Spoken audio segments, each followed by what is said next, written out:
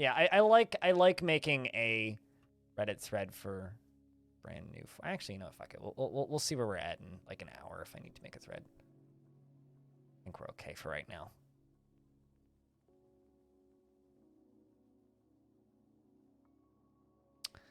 All right. We are going to dive into a brand new fort. So, I think this is the right one, Region 1. And yeah, let's just dive in. Let's just dive in. You get how you can gamify it, but I don't know, it sounds like playing The Sims. Mom can get world record in the game and you have to do dishes. I mean, I don't know what the minute-to-minute gameplay would be like, but as somebody who's a beer enthusiast, if it could be like somewhere between mildly educational and also just like a lot of satisfying clicking sounds, I'm in, because that's all you really need for a good simulator. But anyway, diving into a brand new fortress with a new faction. The main goal for this fort is to get to know a new faction. So I kind of like the idea of a zoo fort, which has been pitched by chat. But we need to select which faction. So we played the Crimson Pulley. That one is known. We've played the Plank of Nations. That's bottom right. That one is also known. So we have the Pillars of Gladness, which are up in this... Oopsies. Very high up area up here. These are unreachable by anything, but there's 2 volcanoes back there, which is kind of neat. Then there's the Mirror of Roasting, which is kind of central, which is down here. It's the /r roast me subreddit. Then there's the Rim of Servants, which are over here, which are mostly taken over by goblins. Troopin, thank you very much for the 7 months. Then there's the work of Seeds, which is pretty close to all of the previous stuff I've done. They're right here, kind of surrounded by this Necro Tower. Then there's the Light Seals, who are up here, kind of in this central zone, nearby these really big rivers. And then the Book of Corridors, which I know almost nothing about, which are up here by this little lake, nearby this very, very, very spooky, haunted tropical savanna. So there's that. Tropical savanna. And what's this? A temperate shrubland. That's definitely just a mountain. Yeah, haunted mountain and a haunted temperate grassland. This is actually kind of a neat biome right here. We've got Terrifying Haunted and then Joyous Wilds right next to each other. All shrubland. I do like...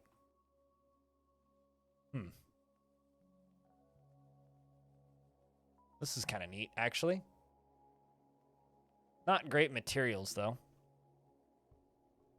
Just deep metal.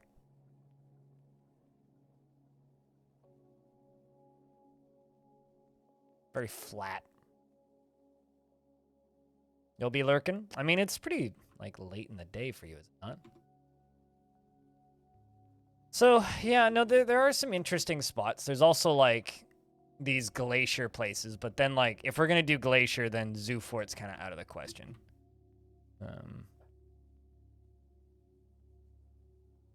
No closed captions? Closed captions have been broken ever since I updated OBS to the most recent version.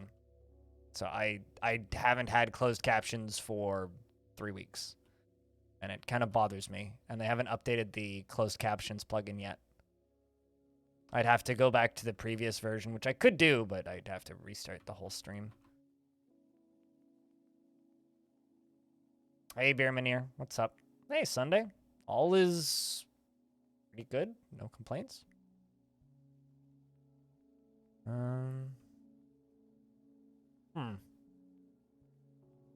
kind of lake is this? Tropical freshwater lake. Very hot. Are these even settleable? No, I don't want to leave a...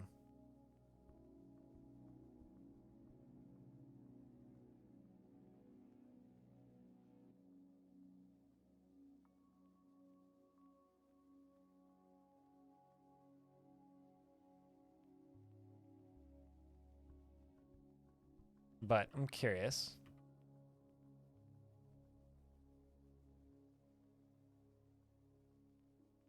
Even settleable. No, it's not embarkable. Noted.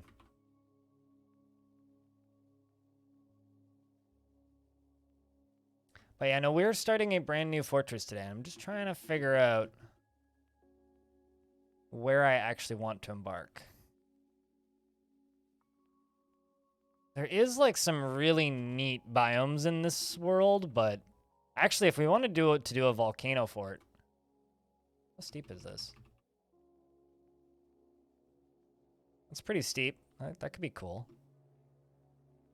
Deep metal, shallow clay. What about this one?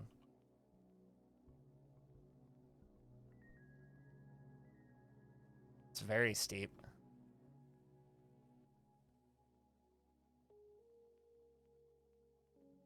Also very steep. I'm surprised that one's even embarkable. The light seals.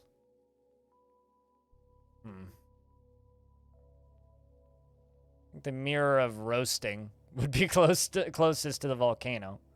I guess the... Okay, so I'm going to be blunt. We're going to be doing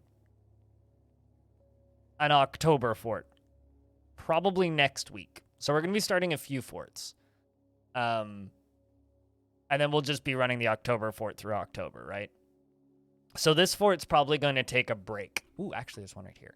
So this fort's actually probably going to take a break. So if it's going to take a break... Oh, I see. It's up in the... Okay, there's no metals there. This fort's probably going to take a break. If it's going to take a break, then why don't we go for the volcano? And then do like some... Because the other area that I was looking at in this world was... Where is it? I've lost it now. Crap.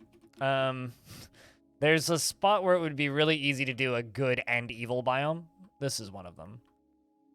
Where you could have like a... Oh, no, not that one. There's a few spots, but... There's a few good spots where you could have like a good and evil biome kind of crossover, which is always fun and very... here it is right here. So you could do like haunted and mirthful, or haunted and joyous. Terrifying and joyous, or haunted and mirthful. Actually, yeah, you could do... It's mirthful. Yeah, so you could do terrifying and joyous pretty easily here, which would be really cool. But I think that's the sort of thing we should save for Halloween. So what I think we're going to do is I think we're going to go for one of these volcanoes. And I know there's a few of them. So like there's this one. I'm going to go for one that has like fun elevation plus a big river, I would think. This is a heavily forested conifer forest, actually. That could be fun. With a brook. What's the name of that volcano? The Fire of Slaughter! Not edgy at all.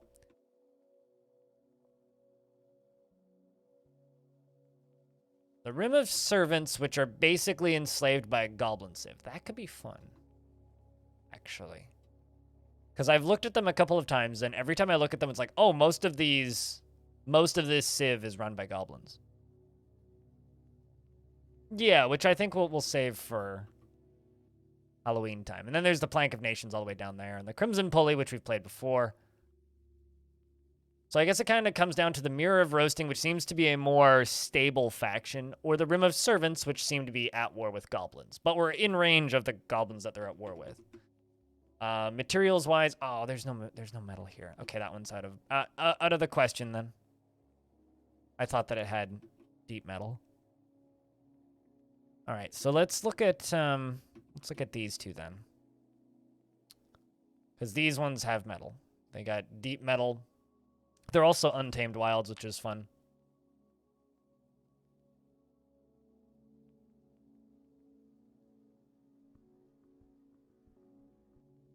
What's the second biome here? Tropical savanna, moderate. We need at least one type of metal. At least one. You're not wrong. The volcano of roasting is, but I can't help but feel that the Rim of Servants is going to be a more interesting fort. Just because they are partially enslaved by goblins.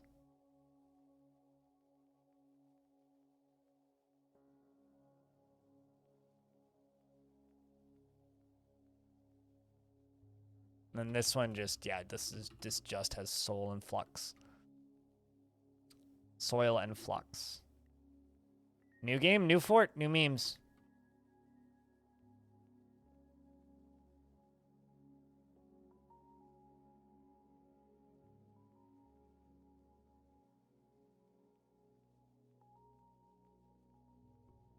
I think like that. That could be...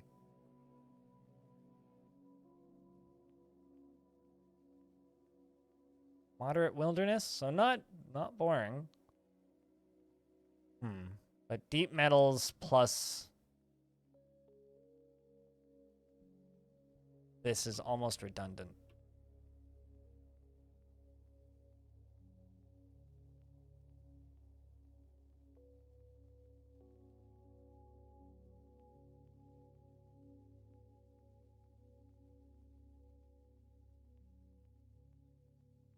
Yeah, I think we're going to go with the Rim of Servants. They're also closer, I think. No, never mind, they're not.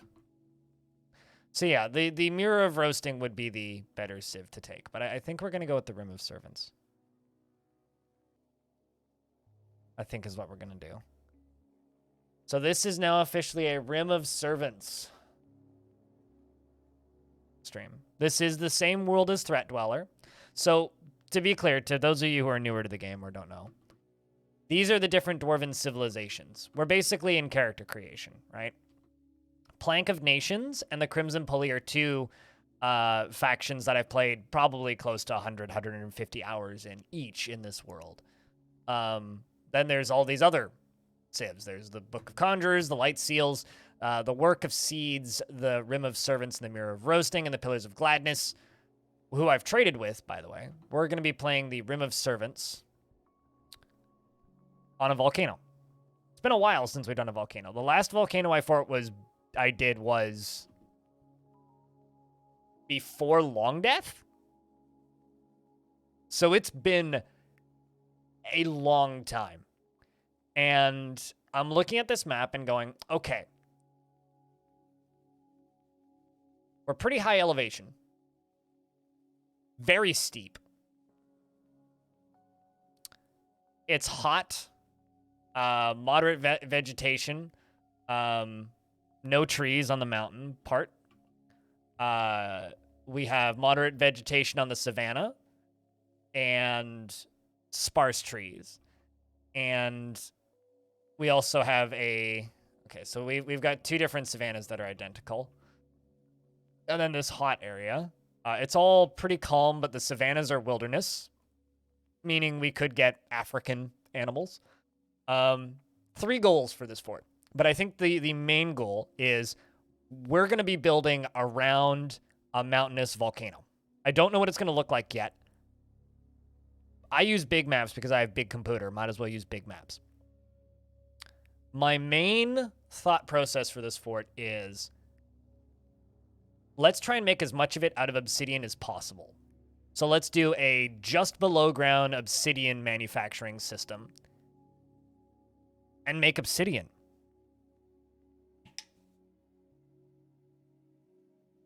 That's what I'm thinking. What do you guys think? Because I think an obsidian-based volcano tower could be pretty boss. Obsidian weapons for challenge only? I mean, deep metal only, so it depends on what metal we get. We're finally back? Yeah. And then also, if we get cool animals, we can try and build a zoo. I think that's the theme for the fort.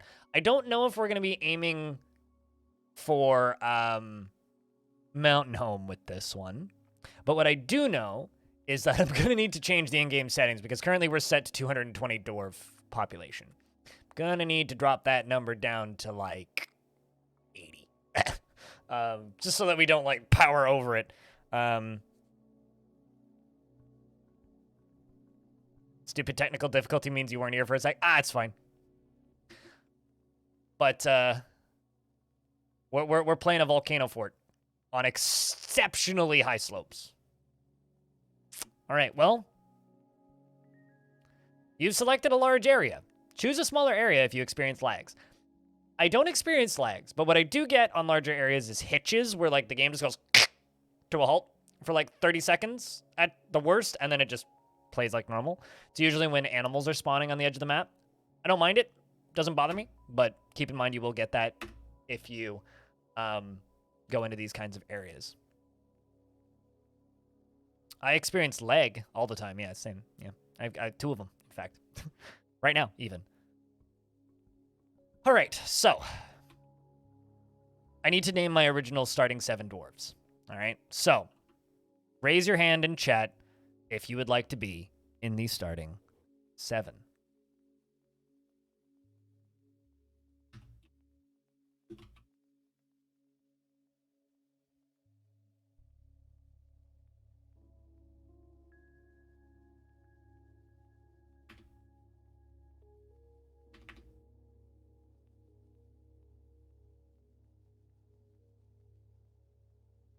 I can spell Rolf.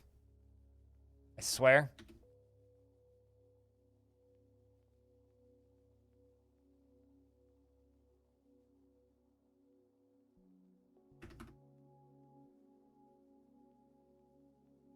So I'm keeping your original names just so that you're easier to keep track of.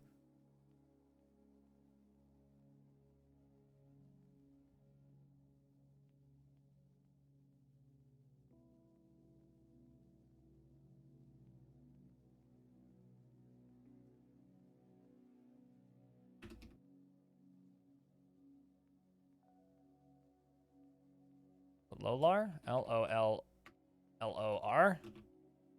A Sunday. And lastly, sorry, Beer, you got lost.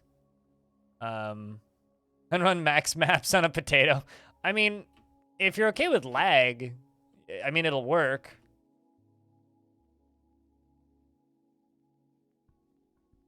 Alright. Perfect. Alright, so we'll dive into who those dwarves are once we're in-game. I used to just dive in and read them in here, but you don't see gods or anything like that. So I'm going to wait until we're in-game. We name this fort. Summer Inks. I mean, it would be more like Fall Inks. You know? Fall Inks. Sounds like Phalanx. Yeah, we got 2 lollers. They're very funny. Fallen Inks.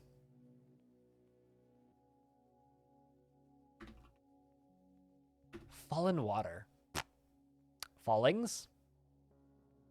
Well, I mean, it was Fallinks, not Fallings.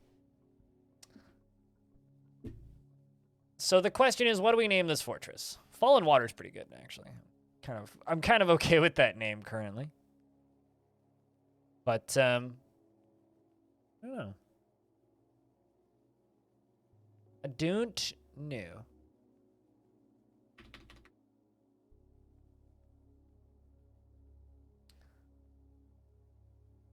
How about,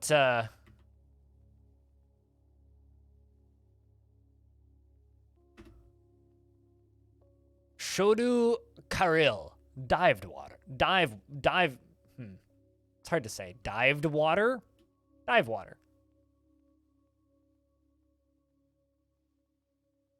I don't think that lava is a word. But magma is. No, it isn't. Spicy is. I could actually call it spicy water. Which, this is a bit too meme to me. Memey to me.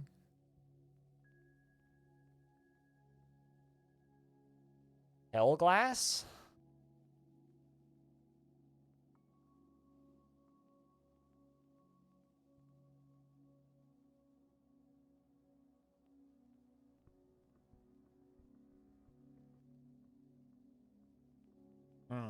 Glass isn't a name. or a word, so I can't use the word glass. But Stonewater's pretty good. Stonewater sounds like the name of a pub. It's like, welcome to the Stonewater Pub and Eatery. You know what I mean? Well, it's like it sounds like a tavern. We'll meet you. I have a quest for you. I will meet you at the old Stonewater.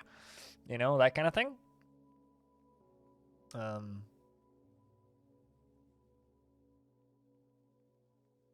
So I'm like not. I mean, jump water. Whee! Stonewater does sound pretty dwarfy. Yeah. Isn't Endwater like? No, sorry.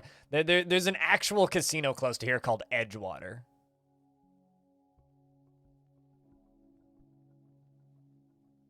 Bah, this drink goes down about as smooth as Stonewater. Pretty much, yeah, well, sleep's not. Exactly, you get it.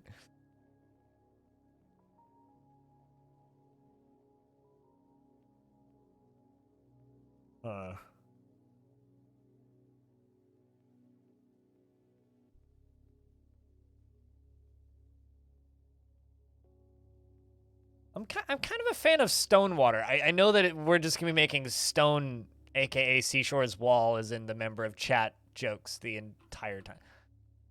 How about perfect water?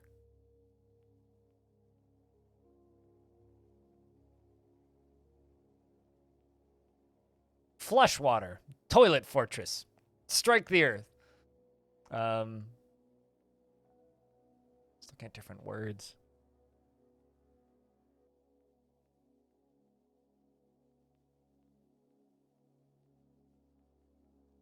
Good water would be good for a. Is not Stonewater perfect water?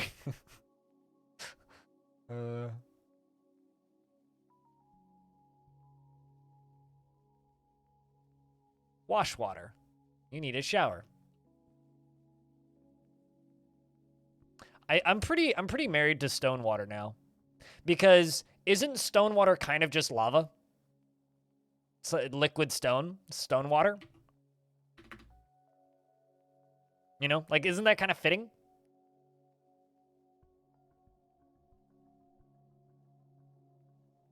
Like, yeah, making stone using water, making obsidian. We're also,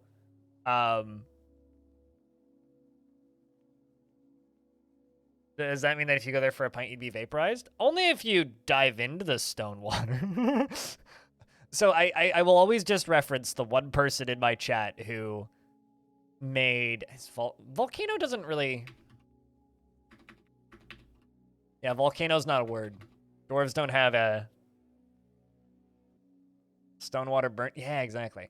Dwarves don't have a word for volcano apparently, but like there was one member of this chat soul who made lava a drinkable liquid. So all the dwarves took their cups and ran over to the lava and like scooped up lava and drank lava and then combusted.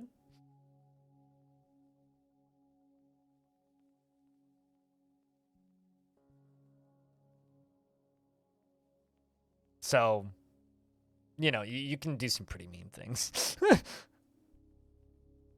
Gotta be honest.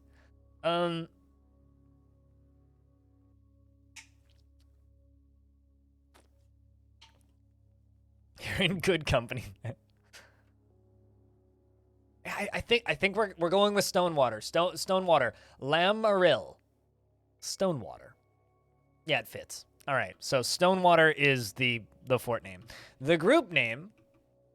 The Medal of Humor. The Laborious Craft. The Severe Dagger. Or Elonurist. The Admired Figure. The Cunning Pick. The Just Dies. I never care so much about the group name. The Icy Pulley. The Guild of Influence. The Brave Wire.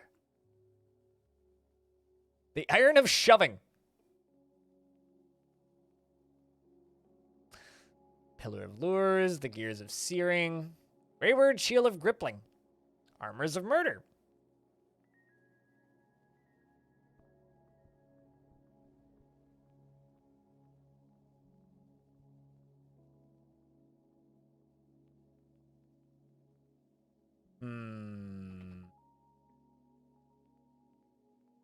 The Scorching Rock.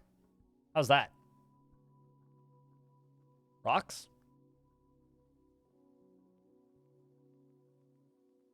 Rock. Rocks? Rock.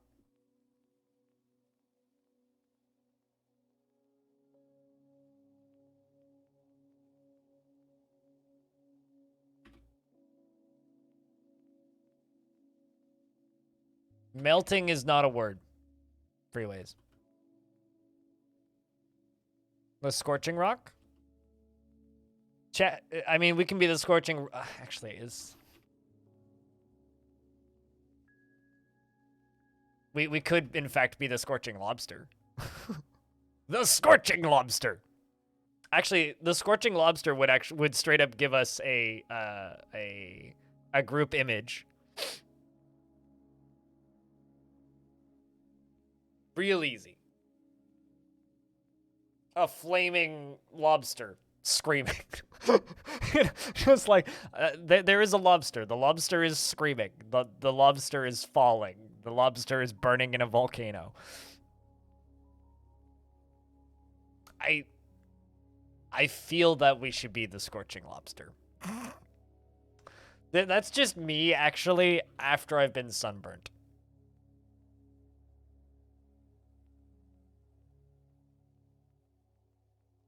The lobster is suffering in pain. It's smeared out into a spiral, naturally. The lobster is covered with butter. Spoilers. It is delicious.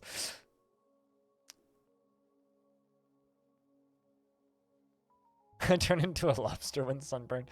You should have seen me the last time I was sunburned, man. It was bright orange after PAX. I was almost lobster tier sunburned. All right, I think we're going to be the Scorching Lobster, chat. So we are Stonewater, managed by the local group, the Scorching Lobster.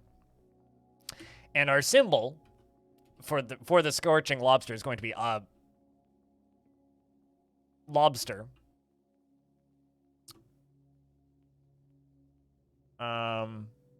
Action or relationship. Burning. The lobster is burning. The mountainous hermit. Change name. The name of our image is going to be the mountainous lobster. Okay, so the mountainous lobster is an image of a cave lobster. The cave lobster is burning.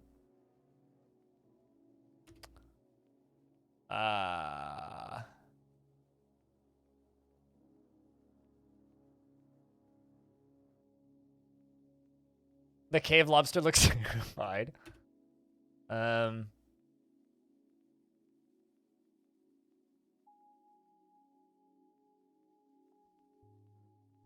The cave lobster is falling.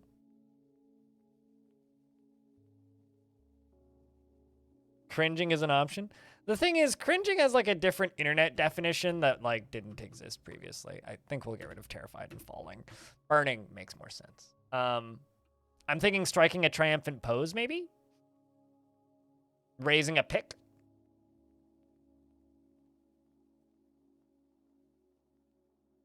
I have to actually type pick. 2 picks, let's say. The cave lobster is raising the 2 picks. The cave lobster, this is an image of a cave lobster in 2 picks. The cave lobster is burning. The cave lobster is raising the 2 picks. Triumphant or menacing, chat? What do you think? I think I can add water. I know I could add a sun. Striking a menacing pose? Okay.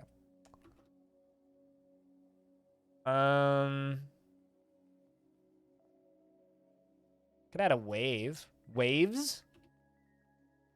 This is an image of a cave lobster, 2 picks, and waves. The cave lobster is burning. The cave lobster is raising the 2 picks. The cave lobster is striking a menacing pose.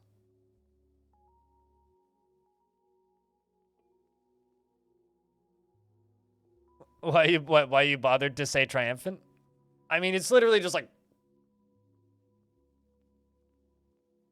Here, let me give you a better example. That's what that cave lobster's doing. Gotta love dwarven graphic design, you know? All right, so I think that the mountainous lobster. I also like to think that this lobster is like the size of a mountain. I think that we should add...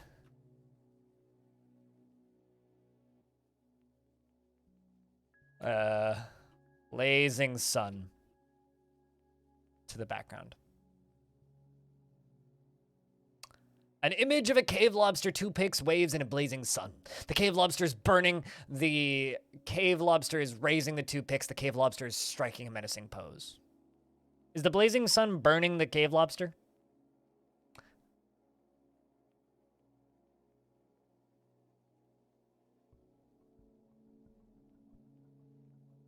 Let's see how this looks. An image of a cave lobster, 2 picks, waves, and a blazing sun. The cave lobster is burning. The cave lobster is raising the 2 picks. The cave lobster is striking a menacing pose. The blazing sun is burning the cave lobster.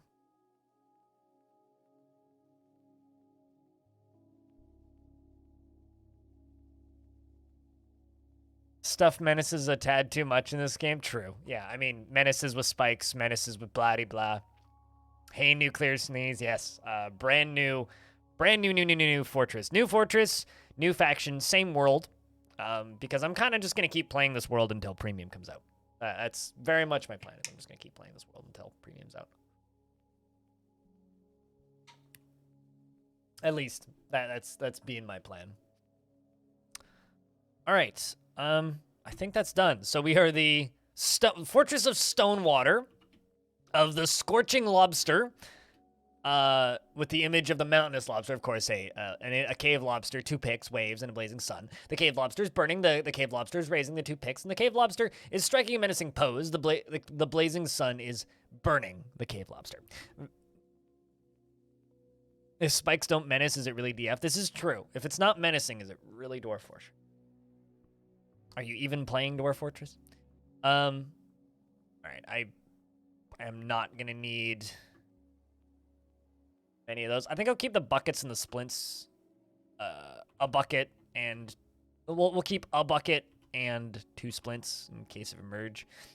I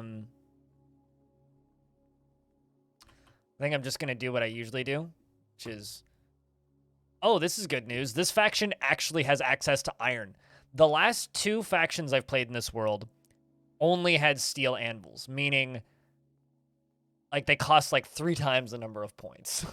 So it's nice that we can start with an iron anvil. But yeah, let's just bring 2 extra picks. Do I actually want to bring some livestock? You know what? Fuck it. I haven't brought cats in forever. Let's bring 2 cats. Why not? Let's do cats, and then I'm thinking some turkeys. Bring a gobbler and 2 hens.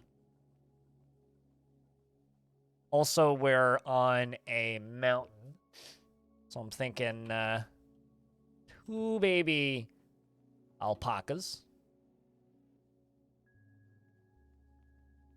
Wait, no, that's a llama. I mean, llama's fine too. Yeah, sure. Let's bring 2 baby llamas. Boy and girl baby llama. They're kind of expensive, but it's fine.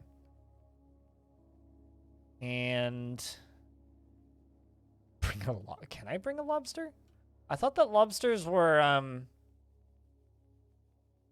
yeah, I can't bring lobsters because lobsters are what's it called? They're vermin. So I can't bring lobsters. That's the word I was looking. Yeah, vermin. So I think I'm just gonna spend the rest of my points on booze, as I usually do, to give me more time to build. We are going to have to restart almost immediately, though, so I can go change my in-game settings.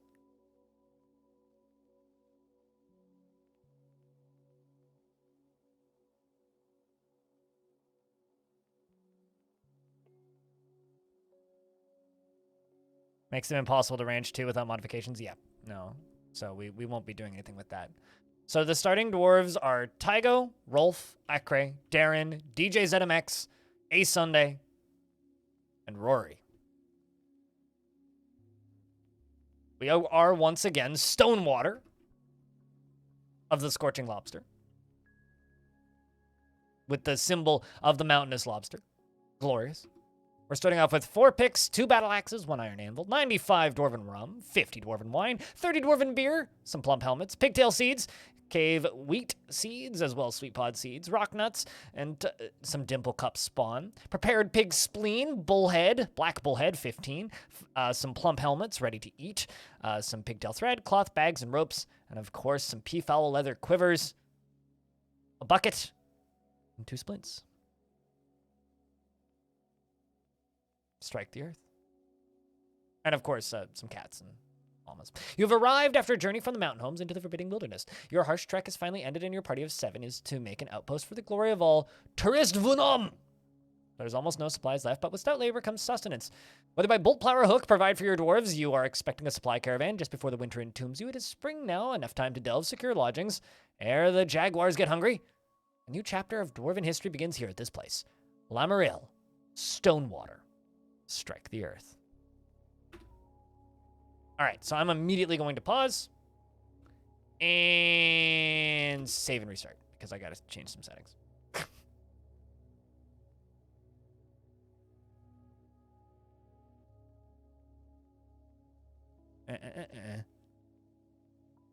Means I'm over here doing this. Is this the right folder? I can never remember. Visitor cap, that's what I'm looking for. Invasion soldier cap, yepity yep. My cap, perfect. Let's do 70. And strict cap will be 80. Give us some space dev kids.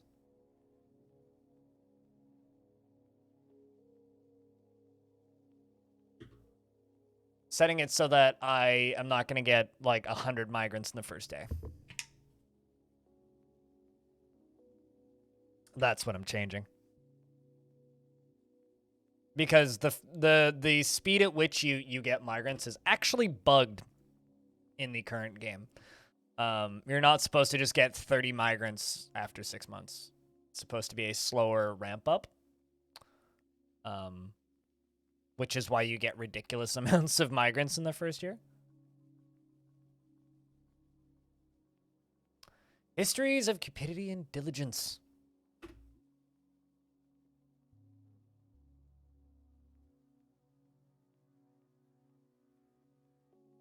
Aren't you supposed to tell your doctor? Like, they ask you what medication you want? At least that's how it's always been for me. Anyway, okay, that is about as steep as I was hoping. Let's take a look at this biome. Let's see what we're working with here. And we'll get to know these dwarves a little bit.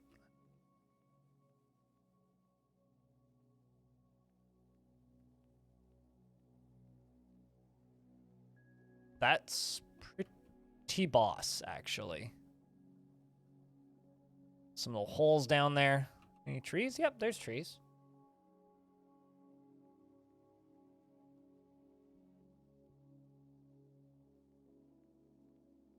I really like that area down in the bottom part.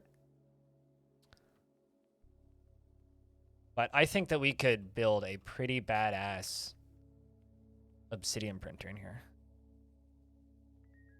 Or a straight up pillar. Oh, this is the most mountainy mountain I've seen in DF in a while.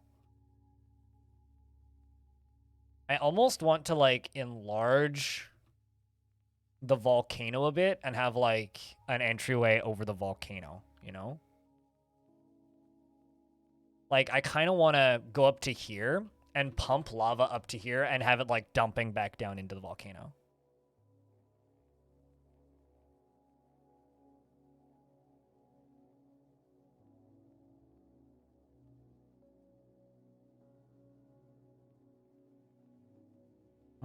Neat. All right. Let's unpause the game for a few seconds. Pause the game. King Snake. Oh. Snake. Why does it look like Texas? Because Texans think everything looks like Texas. I don't know if you're actually from Texas. Sorry, you don't see king snakes very often. I like snakes. All right, let's So this is a brand new faction, right? So I know largely nothing about this faction. So before I do anything, we're gonna go to the Room of Servants. So Fikod Arlad is our outpost liaison. We don't seem to have a king or queen. We do have barons, many, many barons. Oh, never mind. It scrolls. Okay, so we do have a king. King Asteth. This is a big faction.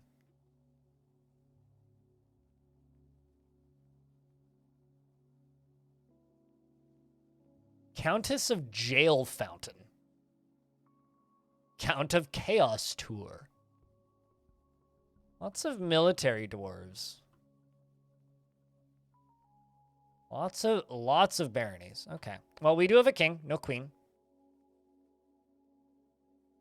Lots of dukes and barons. Okay. Of course, then there's us with DJ ZMX, who's our expedition leader.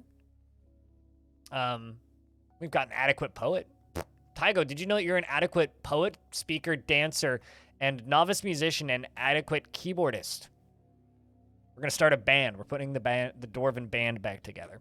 Starting off with Tygo Asob. She is a worshiper of Ral, who of course is the deity of the Room of Servants. Most often takes the form of a male dwarf and is associated with wealth. You seem to have cursed several vampires in your time. Quite a few vampires. 1, 2, and also you cursed the goblin Samunsu Dungeon Jackal to assume the form of a lizard-like monster every full moon in channeled feet. As well as a dwarf necromancer, Saigon, in 98. All right. You have a broad body filled with very little fat. A nose bridge that is incredibly concave. She has a round chin and her head is extremely narrow. Her short hair is neatly combed and her somewhat high eyebrows are quite dense. Her nose is slightly hooked and her ears are somewhat narrow. Her hair is pale chestnut and her skin is pale pink and her eyes are gold. She is quite quick to heal and strong and likes native aluminum, silver, and hold on. You like, let me start this from the beginning. You like native aluminum, silver, gazelle leather, the color burnt sienna, animal traps, and white storks for their long legs, and the words of the wayward merchants, and the sound of the berries of drumming. You like drumming berries. And prefers to consume giant capuchin and buckwheat beer. And you can't stand oat flour, and you hate purring maggots. So do I. That's fair. Personally, thinks that romance is very important in life, and is somewhat put off by trade and commerce, and is put off by family, and sees competition as reasonably important. Dreams of mastering a skill. Does not generally respond to emotional appeals, and is very ambitious, always looking for a way to better her situation. She is dour as a rule, and she is conflicted by this, as she values parties and merrymaking in the abstract. She occasionally, she's conflicted by this. She values parties and merrymaking in the abstract. She rarely looks on others with lust and is somewhat scatterbrained. Does not find most jokes humorous, and I'm having a hard time reading today. She is slow to trust others, and she is generally quite confident in her abilities when undertaking specific ventures. She tends to not reveal personal information, and she prefers that everyone live as harmoniously as possible. She is quick to anger, and she doesn't focus on material goods and is stubborn. She is a friendly individual and does not go out of her way to help others. She does not have a great aesthetic sensitivity, and she is conflicted by this as she values artwork and its creation.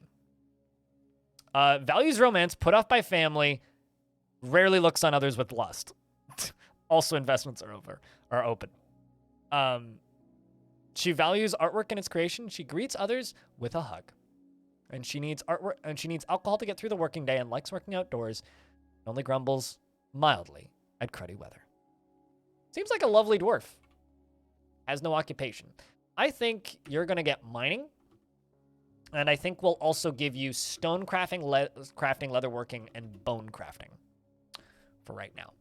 And I think I will also give you butchery and tanning. Solid set of initial jobs. Rolf, next on the list. He feels fondness when speaking with a friend and is a worshipper of Datan. Is a close friend with Tygo.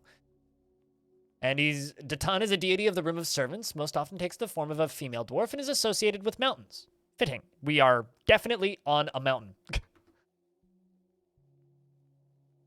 He is 62 years old, born on the 17th of Felsite in the year 179. I talked to my friend, I feel fond, he says.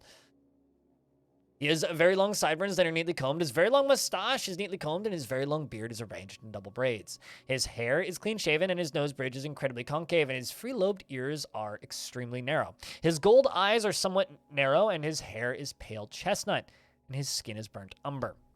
He likes horn silver, fine pewter, and red diamond, cave blobs, leather, and bucklers and backpacks and beds, and tiny boats, and harpies for their feathery wings. I read that as herpes initially. And harpies for their feathery wings, and white mullet plants for their grain, and camel's milk, and, you prefer to consume hagfish, finger mullet beer, one-humped camel's milk, and you can't stand cave spiders. Neither can I. They literally give you permanent debuffs, so they're cruddy. Personally sees artful speech and eloquence as a wasteful form of deliberate deception and treats it as such, and sees the attainment and preservation of knowledge as an offensive enterprise engaged by arrogant fools. I have a genuine question that's going to sound really mean. Are you from the American South? Anyway, he does not eat he values good craftsmanship and doesn't really value merrymaking. Dreams of creating a great work of art. He is a pessimist, no shit, and is prone to hatreds, really now. Often develops negative feelings and is generally quite confident in his abilities when undertaking specific ventures. This dwarf is the exact opposite of the other dwarf that we just had. It's like, greets everybody with a hug, is generally pretty happy, values family, but doesn't really actually care for starting one. And then this one's just like, fucking hates everybody, thinks people are deliberate deceivers. It's just kind of a dick. Man, this is funny. He generally is quite confident in his abilities when undertaking specific ventures and does not go out of his way to help others, really now. Occasionally overindulges and doesn't mind a little tumult and discord in day-to-day living. You might cause it. Does not easily fall in love and rarely develops positive feelings. Well, you might get along with Tygo then. He's very humble and can handle stress. At least somebody can. And it has an active sense of humor. He is quite ambitious and needs alcohol to get through the working day. Likes working outdoors and only grumbles mildly at cruddy weather. Now, what do we give this dwarf's job? Jeez. I'm thinking we make this dwarf into our stone worker. So we'll give you masonry. And I'm thinking farming. Mason/farming. We'll also give you weaving and clothes making. And I do need an animal trainer, so I think I'm going to give you animal care and training as well. Rolf. Acre. Starting off, also worships Raul, who was the first dwarf, the god of wealth.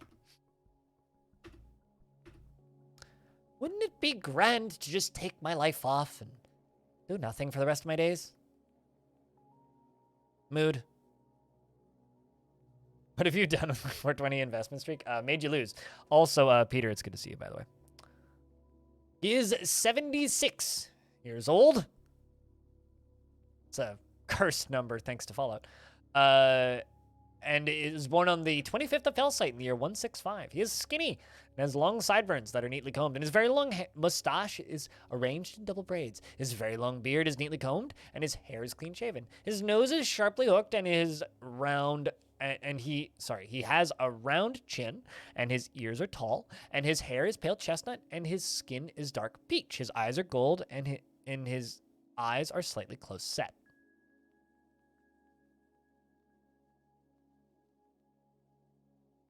$76 is the reverse 67, yes.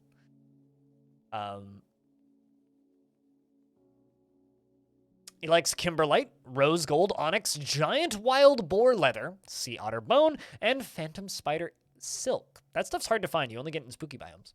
Bolts and cavies for their 3 toes, and capybaras for their radiant barking. Resonant barking, not radiant. And when possible, prefers to consume banded knife fish, durian wine, and hates hamsters. Their dwarven natural life can go from 150 to 170 years. Anything above 150, I think they have a chance to die of old age at the first of spring every year. Personally, I wish it was a random day throughout the year, but, you know. He dreams of raising a family and only forms strong emotional bonds with others, sometimes to his detriment. He does not generally respond to emotional appeals and finds helping others to be emotionally rewarding. Has little interest in joking around and tends to think before acting. Prefers to present himself modestly and doesn't handle stress well. He is trusting and tries to do things correctly each time. He is assertive and does not have a great aesthetic sensitivity. He is conflicted by this as he values artwork and its creation and tries to keep things orderly and is not particularly interested in what others think of him. Needs alcohol to get through the working day and likes working outdoors and only grumbles mildly at crappy weather. A weird one. I think we'll just make you into a miner for right now, Akre, and give you these standard various crafts to mess around with. Also, I want to check something real quick.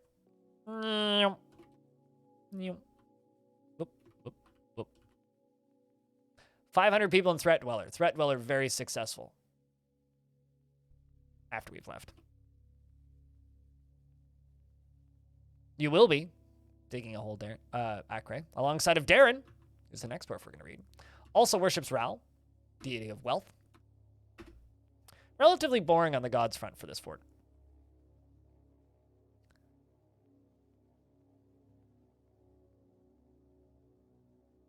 I guess seeing so many full dwarven generations make that... Wait, what?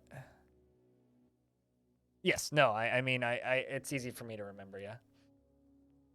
60 is like 40 for us? I would say like 80 is about 40 to 50 for humans for a dwarf. So like a 50, 60-year-old dwarf is like in their 30s. They're like middle-aged. Or not quite middle-aged. Because like it kind of gets top-heavy, right? Like humans, right? Like we tend to kind of shrivel up in our 60s for most people. Like some people are lucky and they live older, but like most dwarves by like 120 are basically 60, 70, 80 even. You want to be a pump operator? What? I can give you the job. I'm not certain we're going to be operating many pumps. Maybe for water, but unlikely. I'll probably just route it with floodgates and bridges. Darren feels fondness when talking with a friend. Casual worshiper of Raoul is 80 years old, born on the 23rd of Slate in the year 161. He is very muscular and his hair is wavy. He has very long sideburns that are braided. His medium-length mustache is neatly combed. His very long beard is neatly combed. His very long hair is tied in a ponytail. His ears are extremely narrow. His head is extremely narrow. His somewhat high eyebrows are extremely short. His dark brown skin is slightly wrinkled, and his hair is pale chestnut with a touch of gray, and his eyes are gold. He is very strong and quick to heal. And he likes marcasite, bismuth, bronze, and sard, and maces, and cages and crowns, and goblets and chickens for their clucking, elk birds for their elegant horns, and the sight of the amethyst sheen. When possible, prefers to consume bullhead, and celery, and mullet beer, and hemp flour. And absolutely hates moon snails. Can't stand them. They're terrible. Personally finds friendship burdensome. And dreams of crafting a masterwork someday. Is a pessimist. Finds humor in most situations. And actively avoids exciting or stressful situations. Is brave in the face of imminent danger. That doesn't make sense. And is occasionally overindulges. And is assertive. And is quite ambitious. Can easily fall in love or develop positive feelings. And tends to be a little wasteful when working on projects. Often feels lustful and often feels envious of others and is not particularly interested in what others think of him and needs alcohol to get through the working day. And likes working outdoors and only grumbles mildly at crappy weather. And is somewhat focused with satisfied needs. Sure. So you said that you want to be a pump operator. Well, I'll give you the job, Actually, we also need a mechanic. Can give you that. Can also give you architecture. But I'm also going to need a carpenter, so I think we're going to give you that. We're going to give you carpentry. Are a similar type of catfish, and they have spines on their fins. You stabbed me. I was stabbed many times when you were younger. Ugh. It's unfortunate. DJ ZMX, who is the leader, worships Enshal, a deity of the Rim of Servants, most often takes the form of a female cave spider and is associated with hunting, fishing, fish, rivers, lakes, and oceans. Well, that's interesting.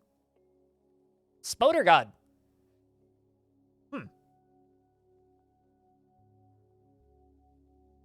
I like Spoder God.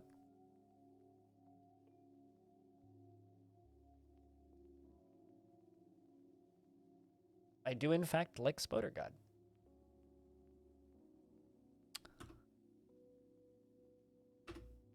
She is a casual worshiper, 67 years old, born on the 21st of Galena in the year 174. She has a broad body and her extremely narrow nose is sharply hooked. She has a round chin and her hair is clean shaven. Her gold eyes have slightly thin irises and her ears are somewhat narrow. Her hair is pale chestnut and her skin is dark tan. She likes adesite, billin, pink garnet, crystal glass, two-humped camel bone. Somebody else likes two-humped camel milk. Rami paper, the color black.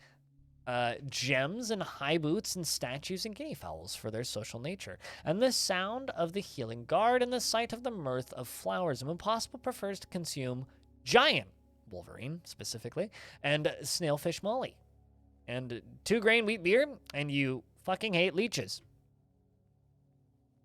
Personally, does not particularly value the truth and dreams of crafting a masterwork someday. Rarely looks on others with lust and has a calm demeanor. She occasionally overindulges and has a tendency to go it alone without considering the advice of others. Hey, non-major nerd.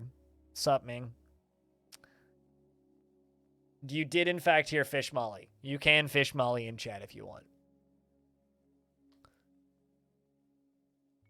Because, in fact, actually, you heard snail fin Molly, but somebody else likes to eat fish Molly, so, you know. Rarely looks on others with lust, prefers to go it alone without considering the advice of others, tends to not reveal personal information, doesn't cling tightly to ideas, and is open to changing her mind. As they say. Remember, chat, today might actually be the last day you'll ever be able to host my channel. Yeah, actually. Today is the last day you'll ever be able to host my channel because I won't be streaming until hosts are gone. So, just saying, if you're going to host me, now's the time to do it.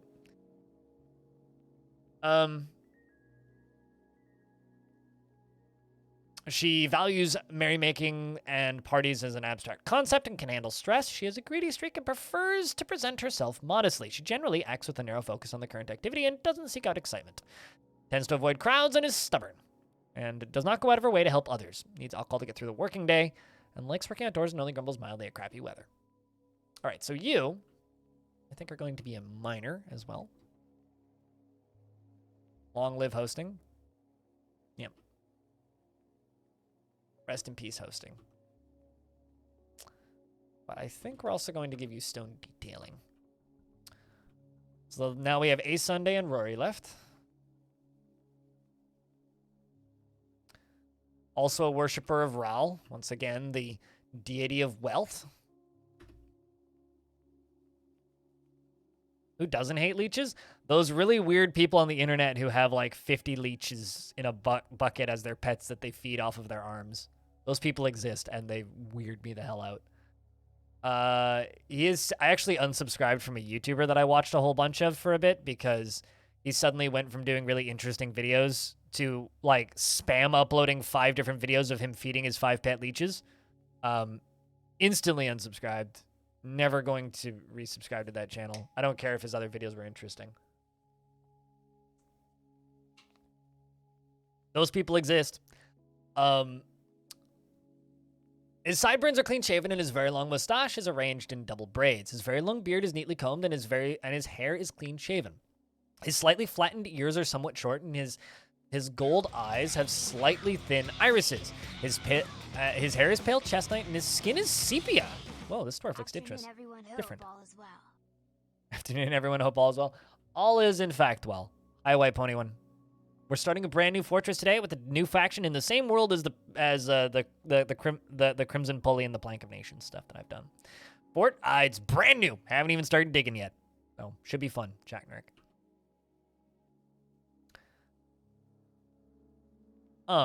Which means we're about to start, like, planning out a whole bunch of stuff, I think. He likes native copper, brass, squirrel, parakeet, leather, and muskox hoof, naff fabric, and the color mint green, armor stands, and the words of the wild bulb, and the sound of the poetry of tone, and the sight of the cradled fence, and when possible prefers to consume swordfish and potato wine and absolutely hates roaches. You feel uneasy after learning this? I was very upset after learning it too, don't worry. Values good craftsmanship and finds the pursuit of knowledge to be a waste of effort. Dreams of raising a family. Forms only fleeting, rare emotional bonds with others. And has an overbearing personality. I don't know about that. That's maybe a little mean. Game. Anyway, rarely jealous and is greatly moved by art and natural beauty. He's troubled by this since he dislikes the natural world, and he's quick to anger and somewhat uncomfortable around those uncomfortable around those that appear unusual or live differently from himself. Tends to make a small mess with his own possessions and has little interest in joking around. He is not particularly interested in what others think of him and can sometimes act with without determination. Does not easily fall in love and rarely develops positive feelings. He is pleased by his own appearance and talents and tends to be a little wasteful when working on projects. He isn't given to flights of fancy and generally acts with a narrow focus on the current activity. Likes a little excitement now and again, and needs alcohol to get through the working day. Likes working outdoors and only grumbles mildly at shitty weather. That's a Sunday. And then the final dwarf of the day that we're going to read is Rory. But first I need to give a Sunday jobs because I totally forgot.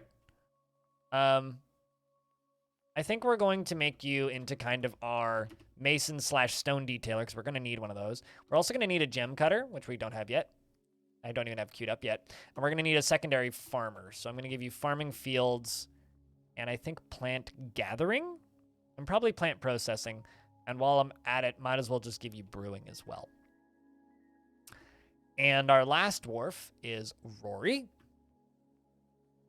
Your page teacher is your last name. Ooh, Voltig, a new god. Voltig is a deity of the Room of Servants, most often takes the form of a female dwarf and is associated with fortresses. Lots of books seem to be authored to glorify this god. Not many curses, but many books have been written about this god. Many, many books. Yep, many, many books written about this god. Trade is the lifeblood of a thriving society, says Rory.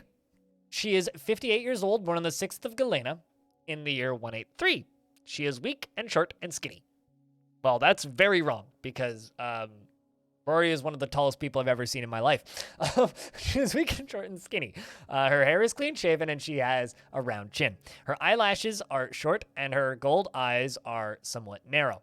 And her hair is pale chestnut and her skin is dark peach. She likes garnerite, nickel silver, resin opal, and goat leather, lion bone, and cave spider silk, rope reed paper, and gems and shields, and goat leather, and pigs for their snorts. You like the sound of the berries of drumming, and when possible prefer to consume kangaroo cheese, pearl mullet beer, and you hate fire snakes. Don't ask me how you milk a kangaroo. Frankly, I don't want to know.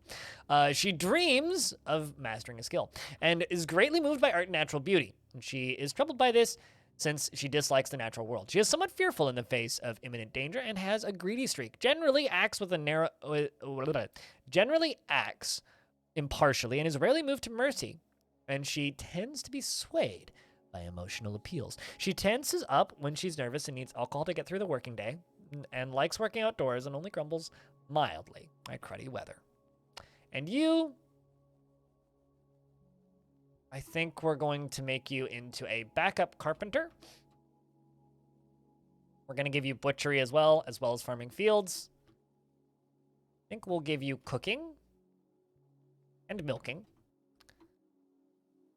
Give you leatherworking and weaving and wood crafting and stone crafting. And animal training and animal care. And there we go. So now we get to figure out what layer we're going to construct on. Because this is a big fucking map. This might actually not be a bad entry point right here. It's nice and flat. Small bit of flat. But I'm thinking like down here is where we're going to do that obsidian farm, like on this layer. We're going to have quite a bit of digging ahead of us. Problem is with that flat spot, it's all just dirt. Okay, it's not. What kind of stone is this? Actually. We've got like yellow sand, a lot of it. Obsidian and glass, maybe? Well, let's just start channeling this to practice. Oops. Not this.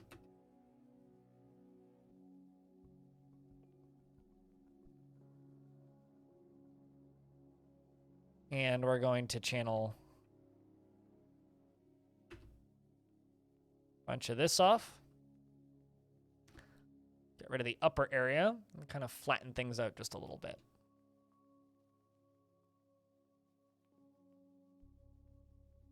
You know what, Rory? You can also have mining.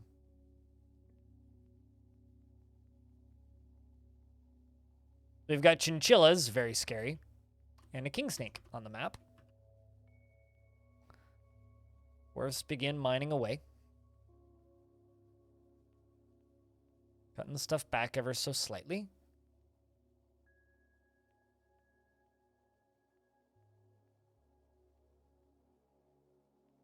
Mine all that down too.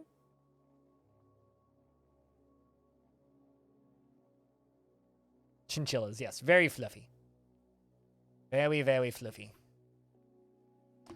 Well, let's just get rid of all of these ramps and stairs.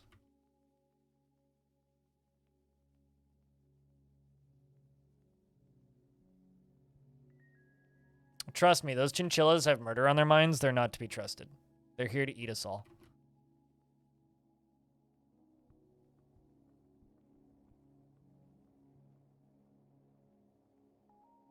We're doomed, even. Welcome back, Mist Runner. Enjoy your listens. But yeah, no, I completely agree. I used to do that all the time when I worked at McDonald's. You can only listen to the crappy, like, sanitized satellite radio stations so much.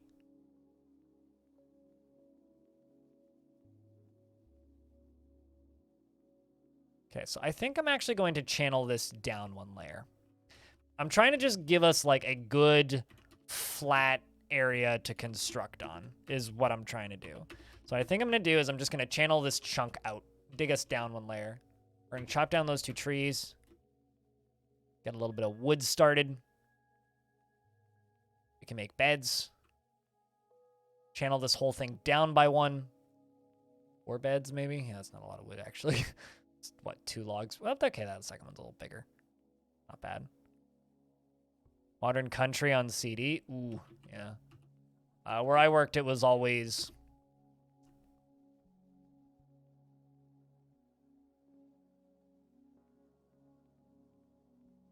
You know what? Let's actually smooth this.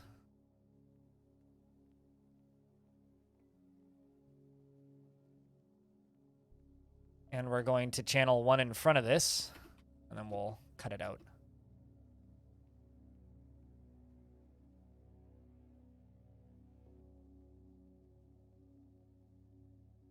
And that's going to be our starting build area. Down 1 layer right here. Lost your earbuds after wearing them while vacuuming? You haven't opened that thing except the cupboards. That's nowhere to be found at all? I wonder what could possibly have happened to them.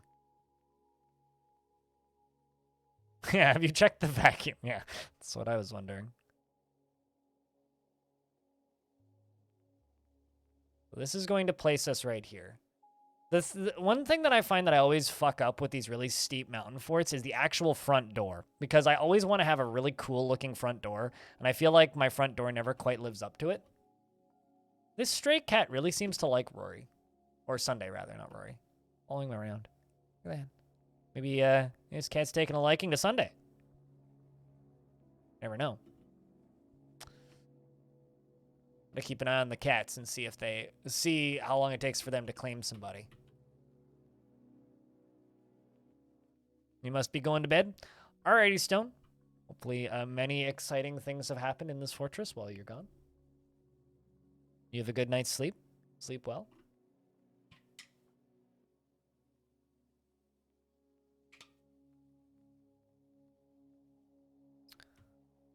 Or what? I mean, it was following Rory initially, but it's since swapped. It has since swapped. Let's make a carpenter's shop right here and just get some beds going.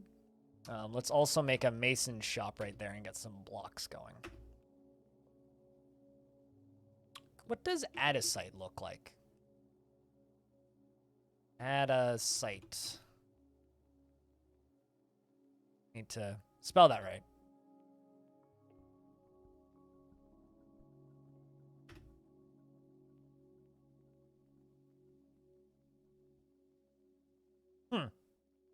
So it's kind of like almost like a granite looking stone thing. Kind of neat. Yeah, I mean, so if you look at the leaderboards on Twitch, you'll see the sub count numbers. Gift subs are 25% off until the end of the month. So people went a little bit bonkers on Tuesday, and then they went really bonkers on Tuesday, and then a little bit bonkers on Wednesday, and today there's been even more subs. So we are at an all-time high, and we've unlocked 4 emote slots, which is insane. It's been my best month of the year, and if Twitch stats would load, because they've been broken because Twitch is doing a lot of behind-the-scenes upgrades right now, much to our dismay. It is possible that it's my best month ever, but I can't quite remember what my best month was last year. And also the month's not over yet. So it's been very crazy the past few days. Thanks for throwing another 10 on the top. Cheers, friend. Chat, can I get a round of beers? For White Pony 1 adding to the pile of sub count like climbing to the sky. Yeah, no, to give you an idea, the previous highest sub count I've ever had was 700. So, you know, we are into the crazy numbers now.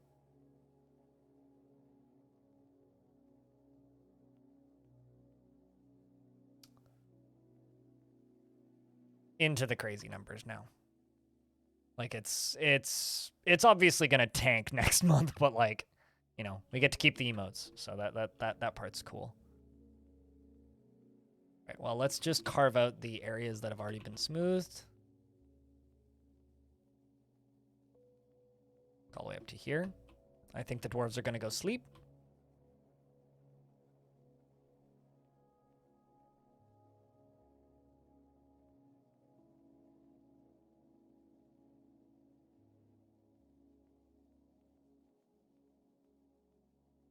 They're going to go smooth out this area, and this is going to be our front door.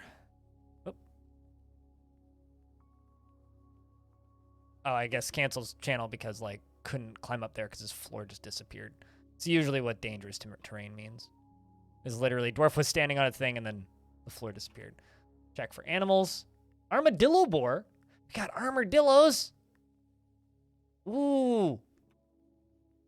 They're all small, but the only thing that's spawned on the Untamed Wild biome is the king snake. It's impossible for me to think about armadillos and not think about the Emperor's New Groove, just because they played Armadillo Ball in that movie.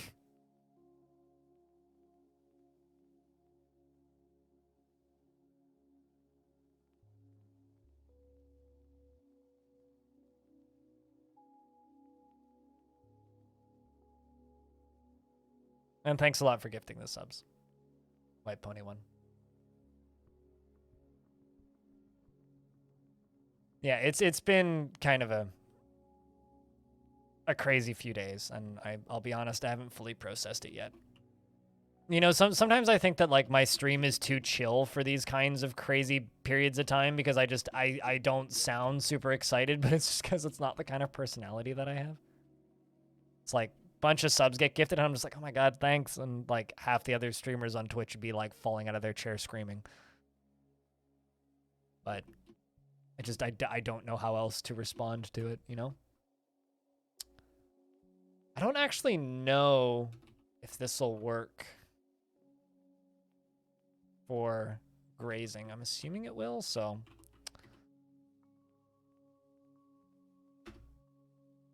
hyper personality doesn't sound right for dwarfs anyways. True. Pen pasture. We're gonna have to move these animals somewhere safer eventually, but for right now they can all just go there.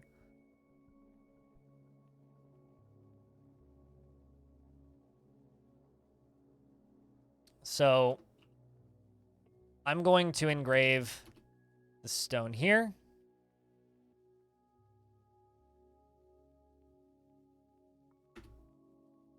With the mountainous lobster. And right next to it, the West Guilds. The artwork is a well-designed image of waves. The image is the symbol of the Room of Servants. Oh shit. That actually fits quite nicely. Jeez. We're going to do 2 more engravings. One of the mountainous lobster.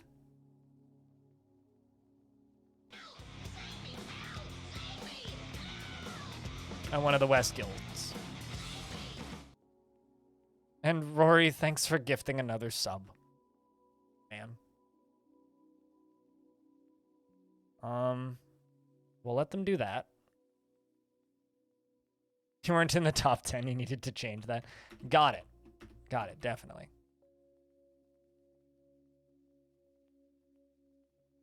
Well, I mean, they're not belated. They're just Ferrari now.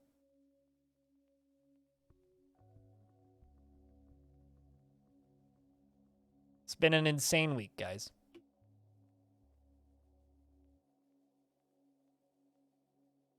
I was wondering, I'm like, why are these jobs not getting done? Oh, because they're putting the llamas and stuff over there. That makes sense. All right, so this Mason's Workshop is going to just start making blocks.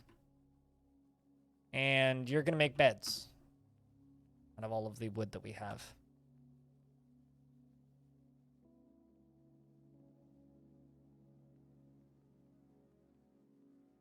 And I'm thinking, because this is something that I never do.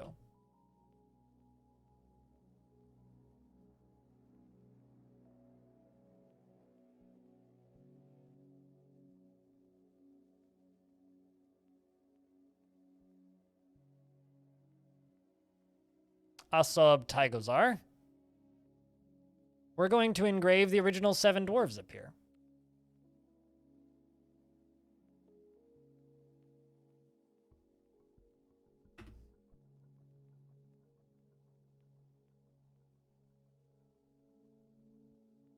Kosath Akre.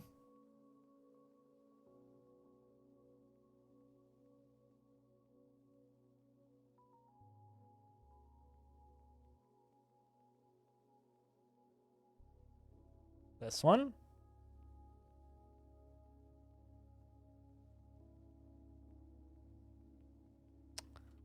Next will be DJ ZMX.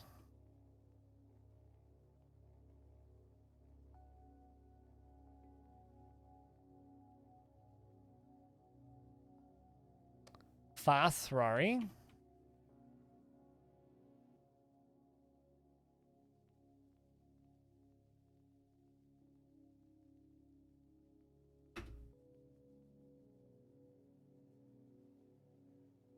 Rolf.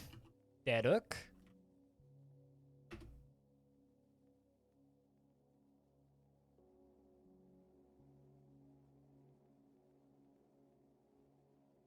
Darren. Unib.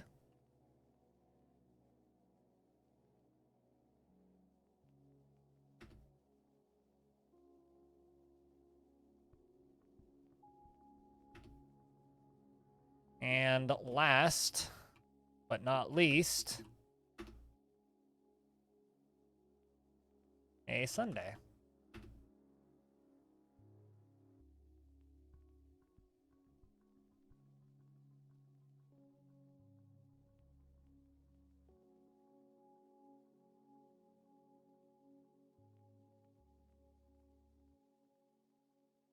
Why is there just an image of a cat in the middle there?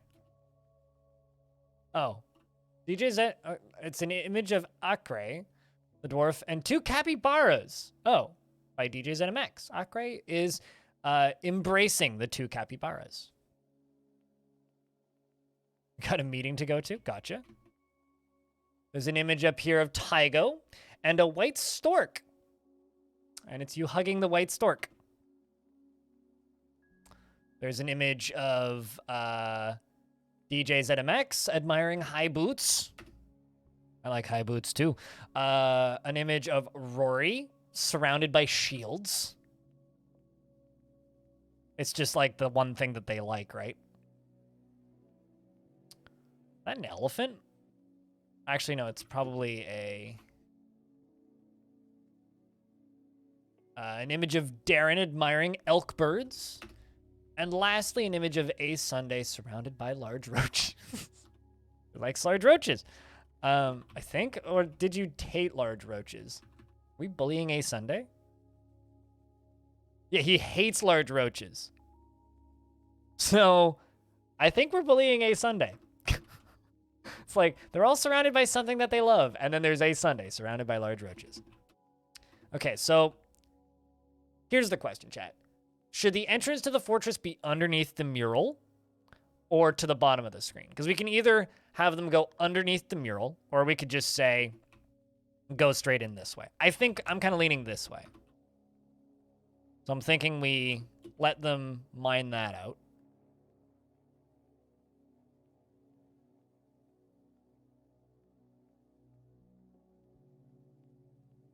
Remove all these. And then smooth.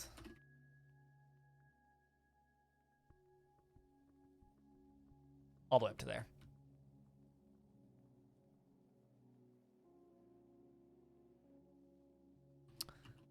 We're going to just build a trade depot so that we got stuff to trade out of out-of-sight blocks.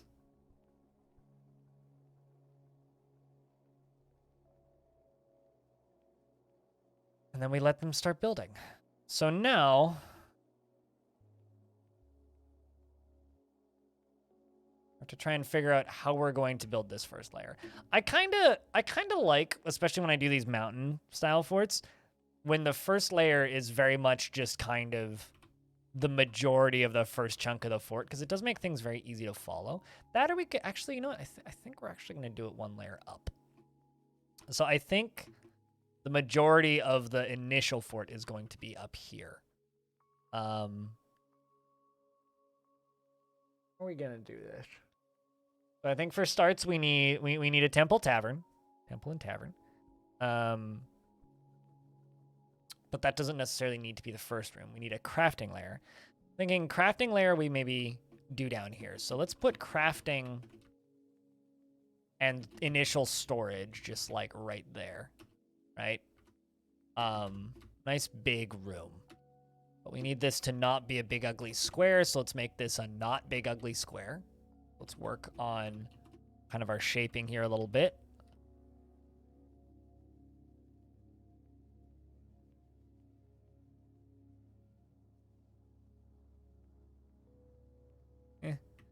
Then we can kind of spot it out around there a little bit just to make it look a little more interesting. And then this hallway can go along here. Now, initially, this looks just like kind of a straight, ugly hallway, which I agree with, but we'll fix that a little bit. In fact, actually, here's an idea. Cut into this just a bit. So this can be our initial crafting zone.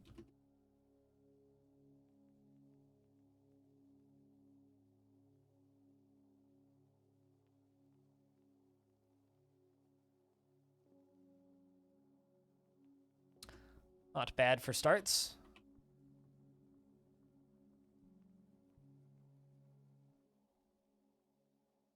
And then we can do a stairwell up here. Well, actually, let's just make up down because we're going to need to do up down.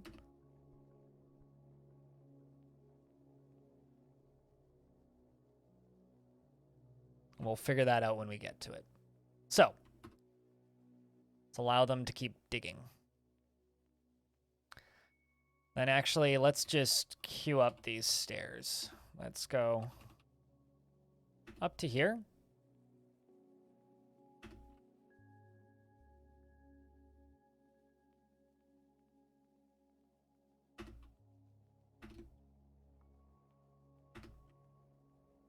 I think up here we'll do downstairs.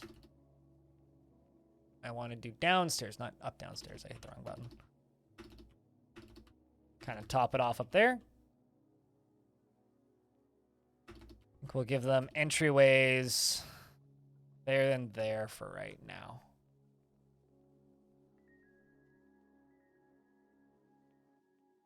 I do kind of feel like we're bullying A Sunday, though.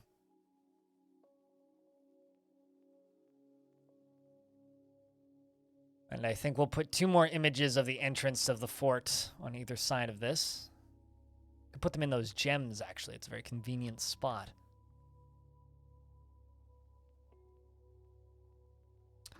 I think we're going to not suspend the bed construction, but I do think we're going to suspend the block construction briefly, just so that we can get that trading depot done. Unsuspend block. Actually, let's cancel block construction and do door, door, door, door, door, door, door, table, table, chair. Once all that's done, we're going to pick up on the other side. We're going to engrave 2 more pieces of stone, once again, with the existing image of the mountainous lobster, followed by the existing image of the West Guilds, which is our civilization symbol, an image of waves.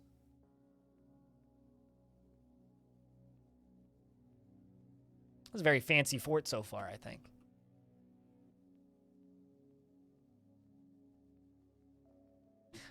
I'm kind of thinking about like a thing I could build up and over this. All of the metals are deep metals, so I haven't actually looked. So I'm assuming there isn't any. But I haven't looked. Meaning it would be really weird if there was metal.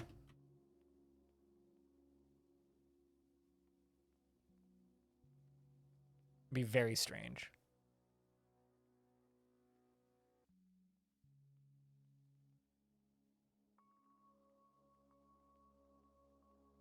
And they begin digging. We have plenty of drink. So this layer, I think, is where we're going to put the tavern. Actually, we could put it there, but I'm thinking we do tavern up here. Thinking kind of a L-shaped tavern that kind of goes around up here.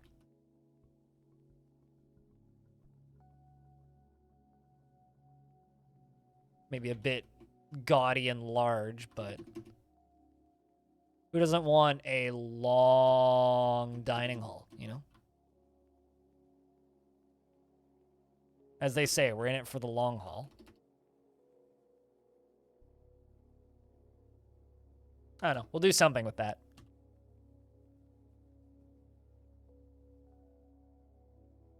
But the water turns into magma. Sure, yeah. Although lobsters are pretty vaporwave aesthetic too, so yeah, actually you're not wrong. Like you see a lot of vaporwave stuff with lobster imagery. Right, I think we're gonna toss a couple beds in here just so that we have places to sleep.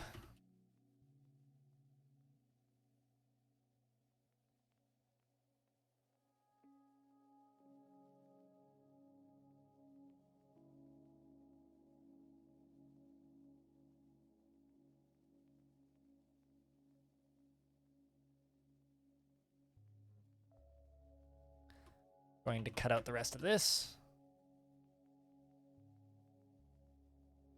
We're just going to set this as a dormitory so that they have a spot to sleep.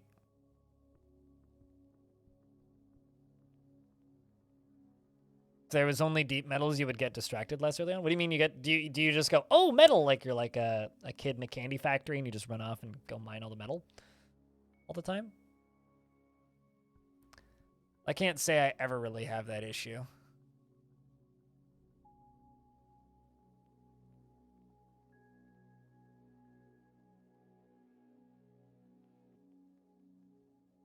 Yeah, I don't generally go out of my way to start mining metals until there's usually a kid in a candy store. Fair enough. Okay. Billing and brass crafts for days. I make brass furniture. I don't generally make brass crafts. Because to me, like, you know, a brass craft, gold crafts, silver crafts, yeah. Brass crafts,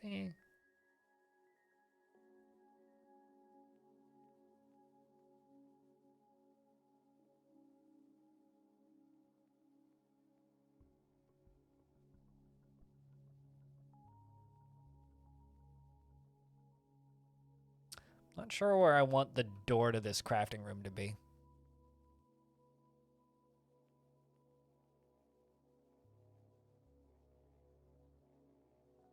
I'm just kind of looking at this and kind of plotting where I could have a flowing river of lava. I mean, there's just this very convenient volcano right there. It's kind of impossible to not plot such things, you know?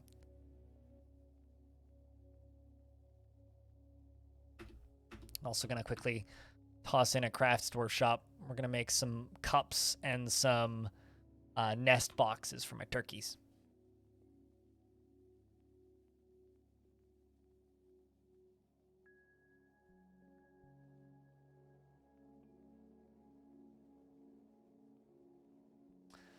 Still a large save file, so the game takes a little bit to save, but I think that's a reasonable thing.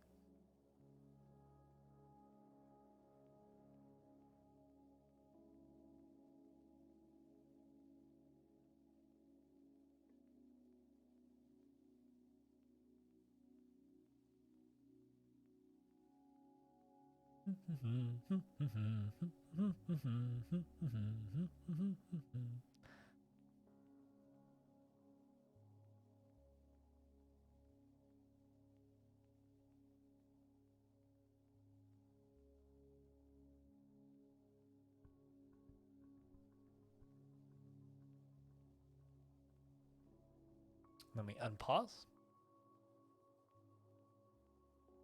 I'm just very pleased with how well the fortress symbol fits with the civilization symbol, considering I had no idea what the civ symbol was. I'm just quite happy. It's like, oh, wow, it really just fits.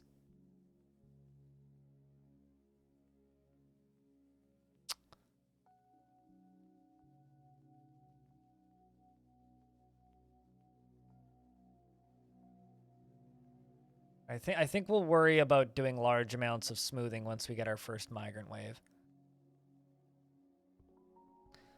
All right, I'm going to make a very small zone. I'm going to make a meeting area. I'm just going to assign it. Ooh, there's 2 religions here. There's the Fellowship of Jades and the Diamond Creed. Sorry. So it looks like we have several gods here that we haven't looked at yet. We have Ice, which is the deity, As, which is the deity of jewels. We have the deity of minerals, metals, fire, volcanoes, and silence, Alod. Nagotal, which is the deity of death. Tholtig, the deity of fortresses, the deity of mountains, the deity of wealth, which is quite popular, and the deity of oceans, lakes, rivers, fish, and fishing, which is a spider god. Ral seems to be the most popular, but we're just going to make it a... Anybody can go. No visitors welcome. Worshipping spot.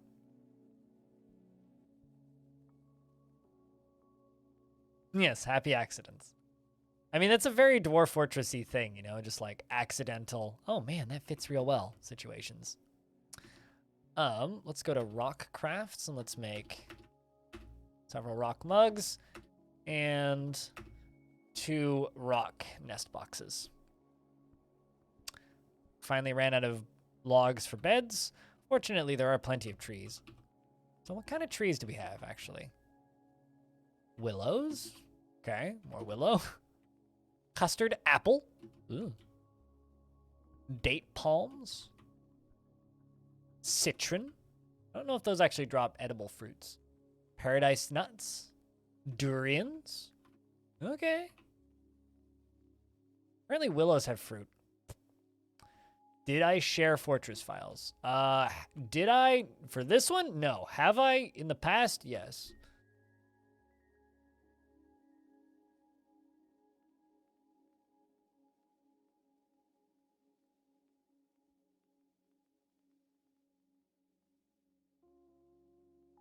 Also, hey, Mangor.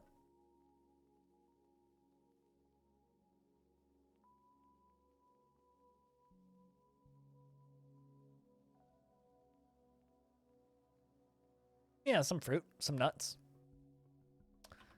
Speaking of, impalas. Forget what impala's like. Slender gazelle-like creature. Right, that's good eats right there. Not gonna lie. That's good eats. Impalas.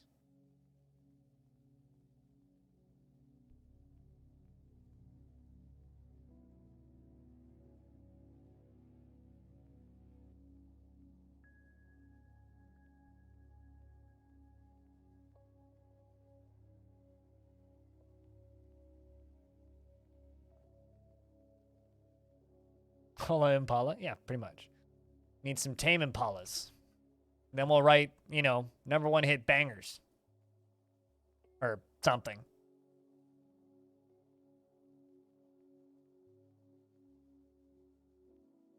Not a very good car, though. I don't really know anything about the car.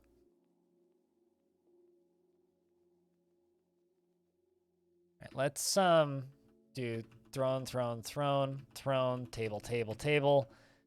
And let's do 2 statues.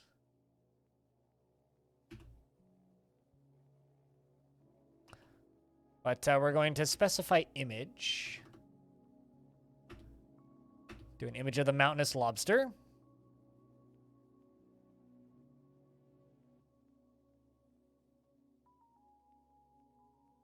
And an image of the West Guilds.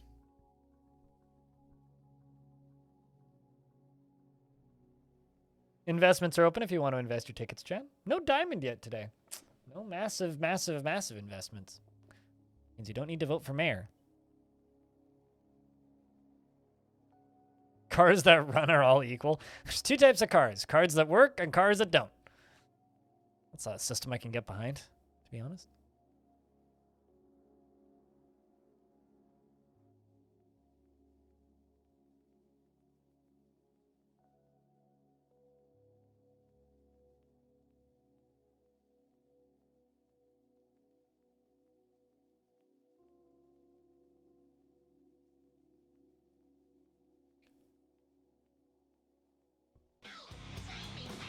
Also, Ale, 1877. We have a lot of beer emotes here, so that name fits quite well. Thanks for the Prime subscription. Jack, can I get a round of beers?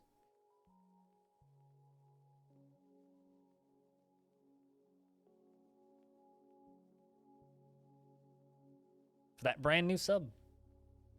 Continuing to pump up the massive sub count I have right now, which is ridiculous.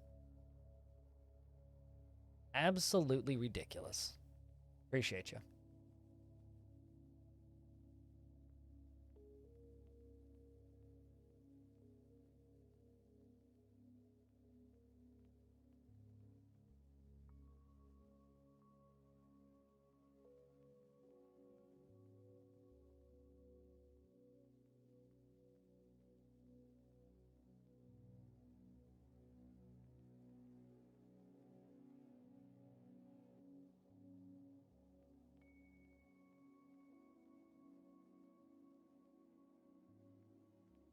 And I think we can start smoothing these hallways now, too.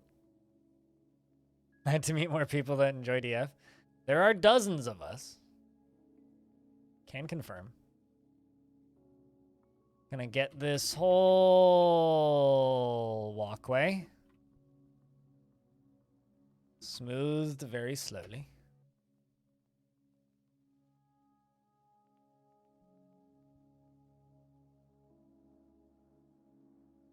We're working on them tables. Then after that, we can get you repeating rock blocks again.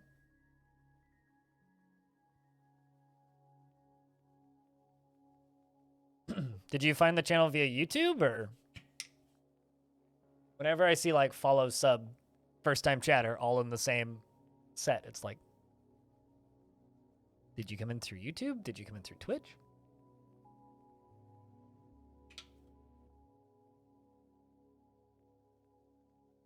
I'm always mildly curious about that.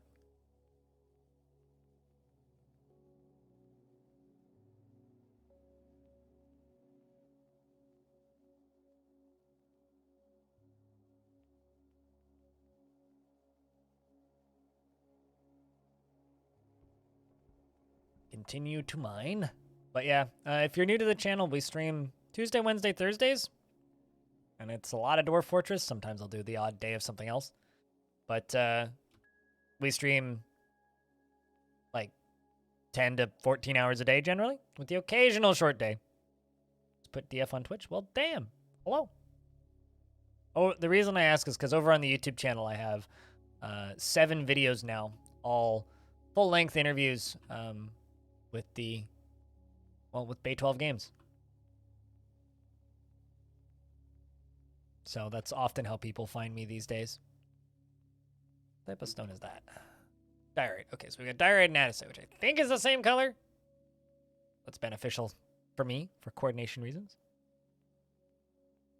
That was neat. That game's $3. Definitely worth it.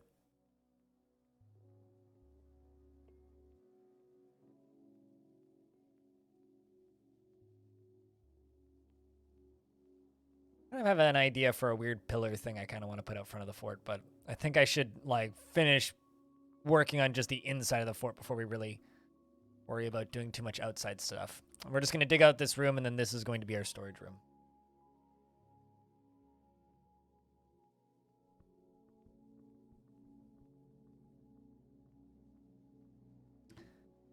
Jobs I can give you, Darren, so that you're a little bit more busy, because currently you seem to be the opposite of busy. Let's give you stone detailing. Go detail.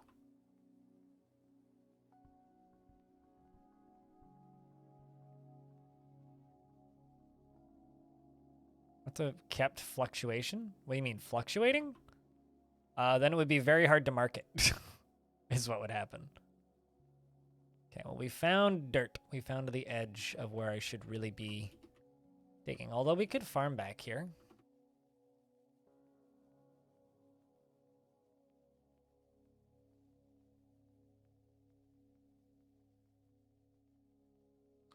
I fill that in with blocks.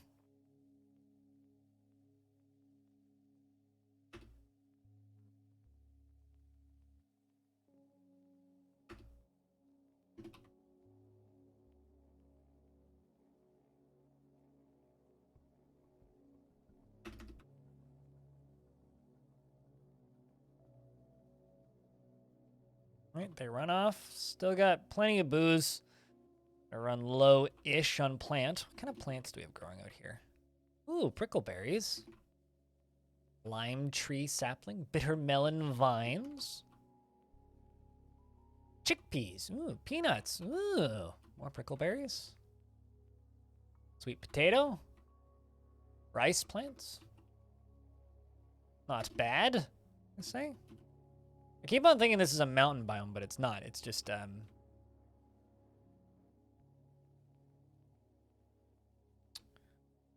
savanna. It's not a biome that I generally settle in. Magma crabs, of course, because of the volcano. Although I don't think the magma crabs actually can get out because, yeah, there's a whole bunch of, like, you know, this kind of stuff above the volcano.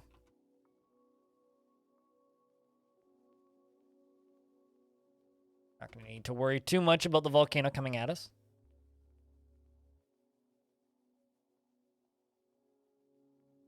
But yeah, no, I currently have one of the oldest actively running fortresses in Dwarf Fortress, called Long Death, and have been playing like Dwarf Fortress on Twitch for quite some time now. So to steal a line from a friend of mine, Nukrim, welcome home. You belong here. You don't get to go anywhere else now, unless you really want to. I don't actually care all that much, but.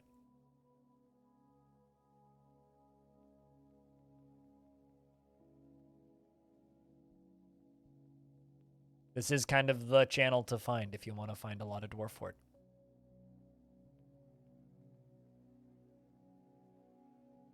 It would be on theme, but yes, terrible idea, I would say. The team behind Cheese Runner is quite interesting because they literally made that game to entertain themselves on their lunch break. They're like a studio that like makes games, but also, it's a studio that makes games, but also makes like board games and stuff. So they do a variety of things.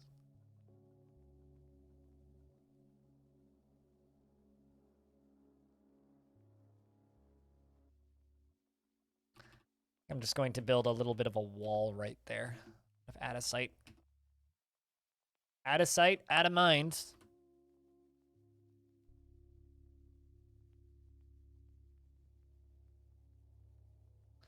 Almost done with all of this. We're going to start building our stockpiles, and we're going to move those little... so I'm going to suspend this. Cancel that job even. I'm going to start moving stuff into here.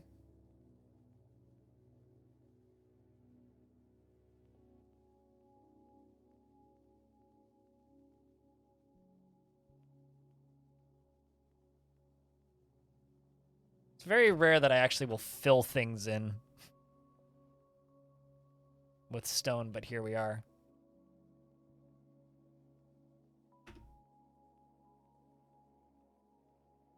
Right, the wagon's right there. I keep forgetting. So close. All right, we're going to make a basically all food stockpile. But this is going to be for all food except for seeds. So we're going to need a separate seeds stockpile. So all food, no seeds.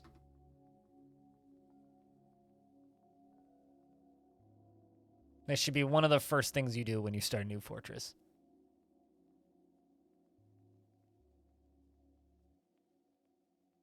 Make a stockpile for foods. And we're already yoinking our poor turkeys. Food stuff. As much as they're trying to roost, we won't let them. I want to fuck around with making obsidian. So massive. I'm thinking like big obsidian constructions above the volcano because we have a volcano. And aside from that, maybe a zoo or something. We were talking about that earlier, but that's kind of the two plans. This is mostly a get to know this faction fortress because this is a brand new faction to me or for me. So that's largely what it is just get to know this faction a little bit. Mess around, learn a little bit about the area that we're going to be spending time in. That's kind of the... Does feel bad. It's just like getting an anvil stolen early feels bad.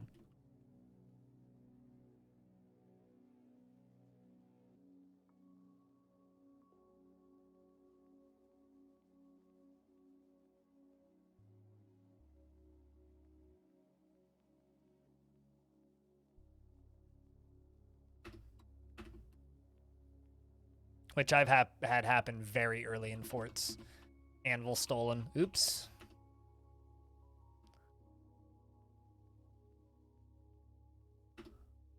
But, you know, aside from that, it's just going to be the usual stuff of make fort look cool, you know?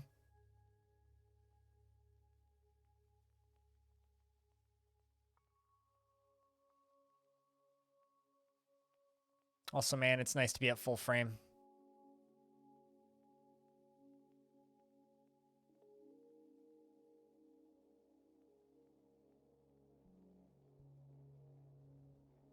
Could make this into a temporary tavern, but I don't know if I want to do that. Let's just make 1, 2, 3 mason shops. 1, 2, 3 carpenter shops. 1, 2, 3 Craftsdorf shops.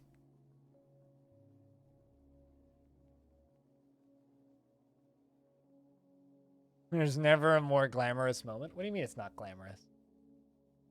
Moving stuff from the cart is very important. Somebody has to do it.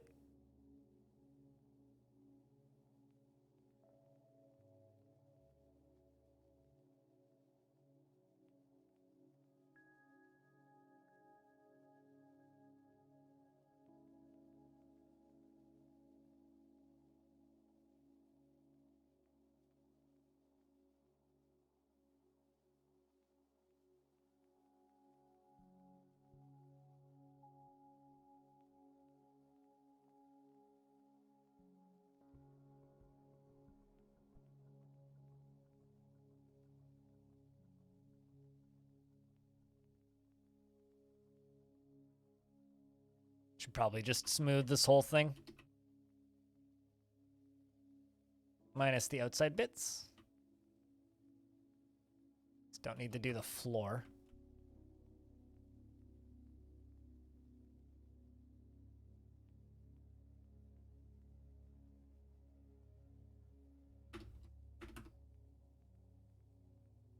Slowly extending the amount of walkable area we have outside. Also gonna start extending this.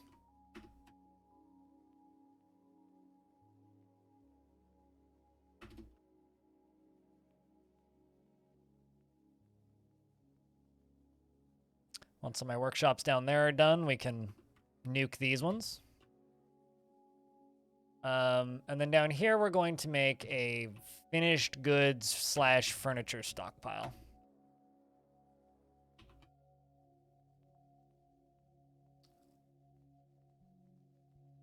Yeah. And then down here, we're going to make a wood stockpile, but the wood stockpile doesn't need to be very big.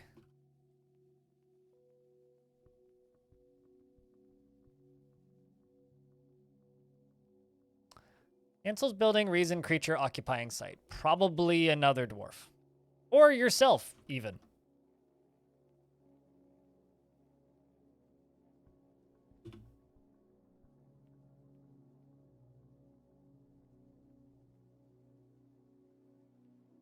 I'm going to make a still and a kitchen, although this isn't the permanent site for those.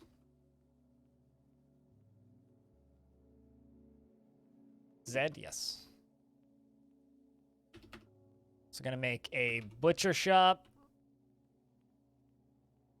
and a tannery.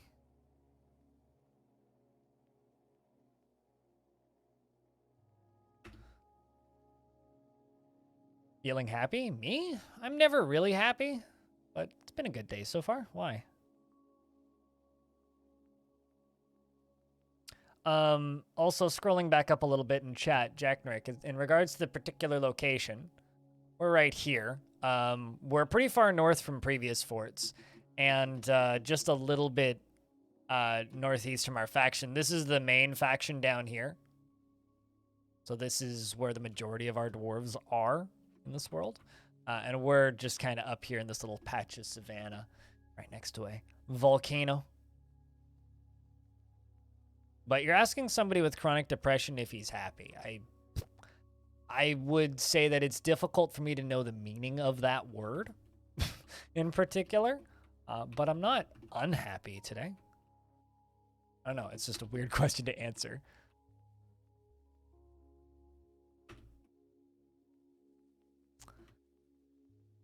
And then we're going to make a seed stockpile, which is probably going to get moved pretty quickly.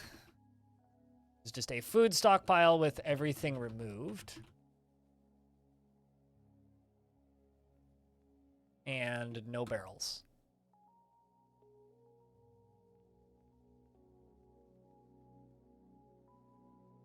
I have the everyday description of a dwarf. I mean, like, I'm not unsatisfied with my personal existence currently, but it's hard to say whether or not I'm happy.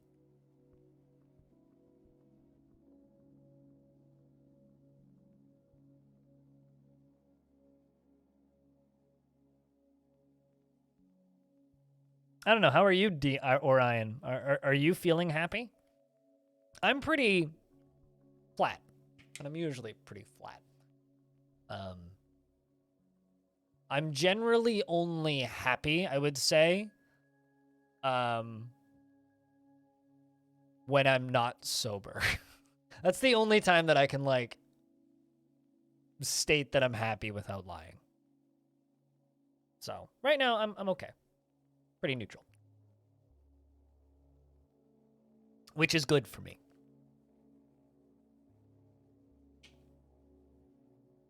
Like, I'm not actively upset or anything, you know? But kind of flabbergasted and amazed by subcount. You just care about your friends. I mean, for whatever it's worth, I feel like it's very necessary for me to, I mean, good records. Potentially, yeah. Listening to records makes me feel warm and fuzzy, but I wouldn't quite say happy. Satisfied is generally an emotion that I feel comfortable saying that I feel. Yeah, I would say I'm pretty satisfied currently. It actually drives my Oma kind of insane because she always asks if I'm happy. I'm like, I don't even know what that word means, Oma. Kind of drives her nuts, but let's place those two statues that I've built. Kind of calling these my alarm statues. If something topples them, something bad is outside.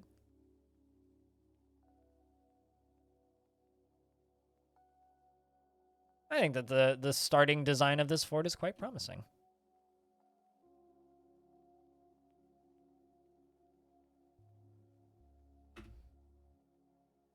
We're going to also need to get farming up and running pretty quick.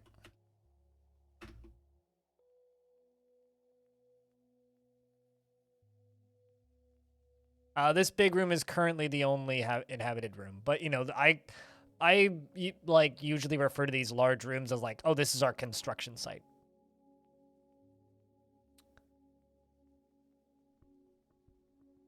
You know, actually, a good way to describe happiness. For me, happiness is opening up a jar of homemade sauerkraut. That's how I would define happiness right now for me. Opening up a jar of homemade sauerkraut is pretty happiness inducing. That's a good happy feel. All right, let's do this. Like, I've thought about adding the depression tag to my stream a couple of times, but also I feel like it would upset my mother, so I haven't done it. Because my mom does watch my streams. My mom often gets very worried about me, rightfully so, so I don't feel like I should intentionally worry my mother more than I need to.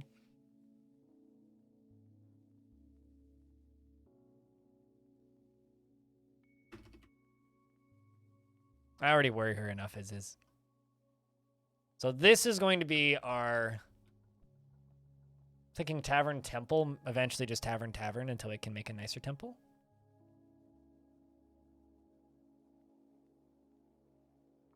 Lots of things you would comment on. Would you be backseating and you don't want to do that? Nah, I get you. I'm like annoyingly picky about backseating though. So feel free to push it when it comes to backseating, and I'll just like state if I feel like it's being particularly backseaty. The problem is like this is a very knowledge-based game, so it's very difficult to like comment without being backseaty. Just keep in mind that I do not care about being optimal when it comes to I actually lay out the fort. For me, it's more just about making things look cool. It's like I will make something because it looks cool before I care about whether or not it's optimal.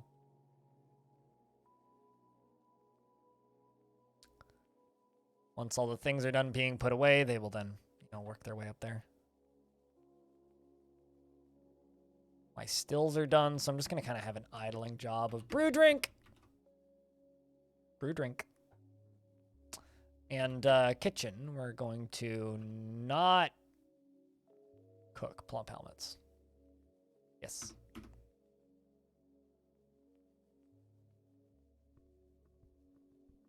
Are you saying backseating is going to get 1,000 times worse, Lilo Sun?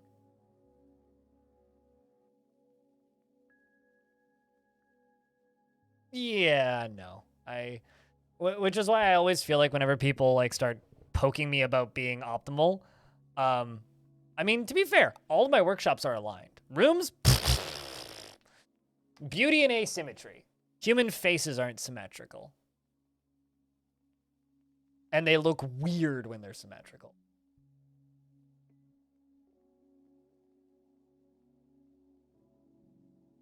That's how I feel about Dwarven fortresses. They look weird when they're perfectly symmetrical.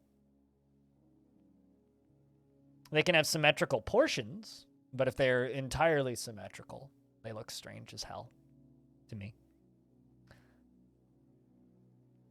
And, you know, honestly, people asking me to make things symmetrical based on some mythical, non-existent OCD syndrome that they haven't been diagnosed with just makes me roll my eyes, because every person that I've ever met that has OCD, the OCD just makes them smack themselves repeatedly and triple check if they've left the stove running, and they don't care if things are actually, like, symmetrical. My sister-in-law has really bad OCD, and it's like, doesn't care if things are organized, but my god, if you haven't like triple checked if you've locked the front door before you leave, she'll have a minor panic attack once you've left the door. Major panic attack, actually. All right, well, spring has arrived on the calendar. Did we start in winter? It's a season to start.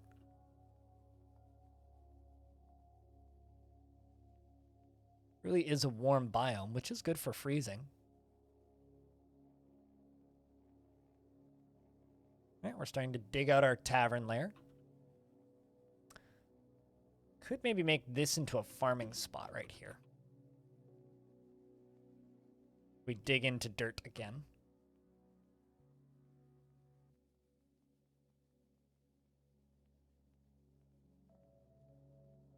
Gonna have to do something with these peaks, I think. Maybe like a little bridge over to them from here.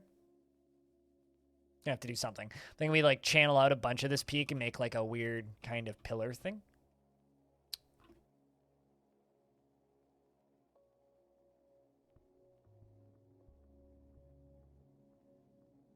Asymmetrical awesomeness. I mean, asymmetry is beauty.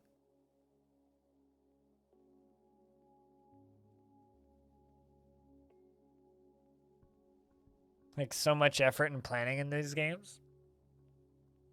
Yeah, I mean, I think Cupo is the queen of that. But for me, like, it needs to be interesting looking. It doesn't need to be symmetrical. I love how often this is legit spam that I get from my phone provider. Hey, Virgin Plus member, add a line to your account and get $240 on your bill. You seem to think that there are people in my life that I could add lines to my account.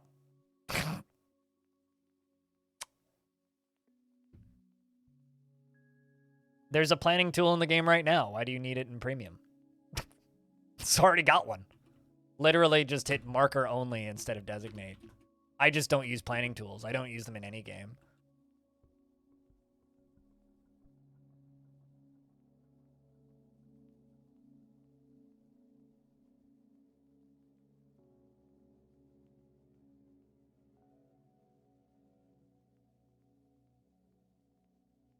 Or similar in playstyles, not wrong. Yep.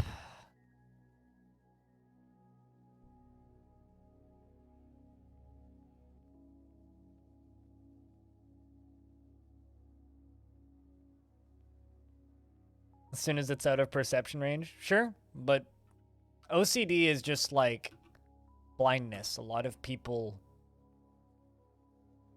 misdiagnose as a way of complaining about something they don't like looking at, and it bothers me. All right, let's just go gather more plants so that we have food.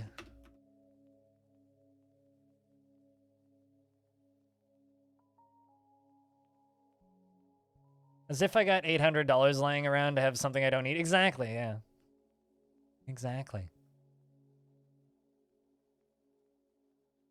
Like, why, like, in what, like, who do I know to add to my account? Like, add another line to your account and get, like, a temporary not great discount. It's like, but, like, there's no other people in my life I could possibly add to this account, so how the hell would I do that? This is some weird kind of, unless there's some weird pyramid scheme going on where I add a bunch of other lines to my account that aren't even related to me. That or for some reason they want me to have multiple phones.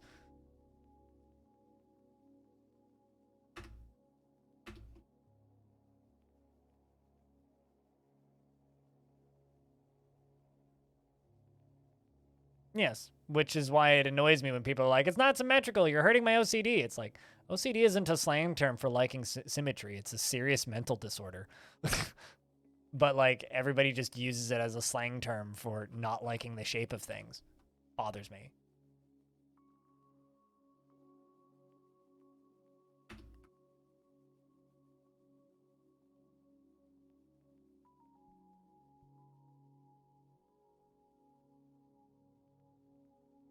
Modern advertising is bullshit. Advertising is bullshit, which is why I try my damnedest to not do sponsored deals as much as possible and remain crowdfunded. You know, I'll be honest with you, chat room. I was genuinely thinking about taking the ad deal for next month and running 6 ads an hour for like the $300 payout, but all of those gift subs, yeah, no, I'm good. I'm funded. We Gucci. I don't need to do that. I was genuinely starting to consider it for a little bit there, but nah, absolutely not.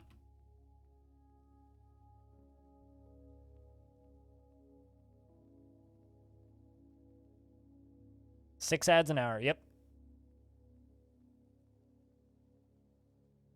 Because Twitch offered me just under $300 for it, and money was tight last month and the month before, and they just, how many minutes total? 30 seconds an ad. You do the math.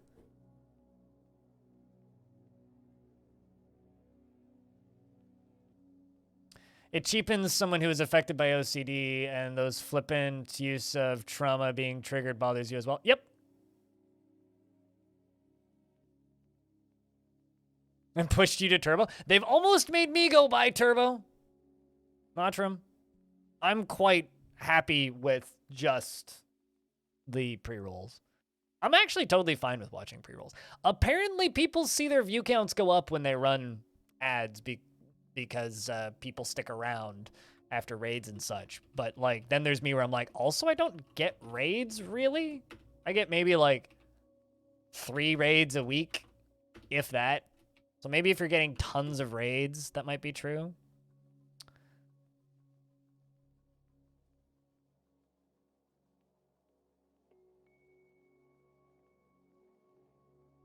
Also, hello, Norstat. Hope you're well. I can run all the ads you want. That is not true. Not every single person here is a sub. You like to channel flip and find someone to watch? Yeah, I agree. Pre-rolls kill, ads kill. I just... Blah. I would pay Twitch to turn off all ads if I could do that. And I maintain that. Like, if I could give Twitch $80 to $100 a month to turn off all ads and have that as a selling point for my stream, I would do it.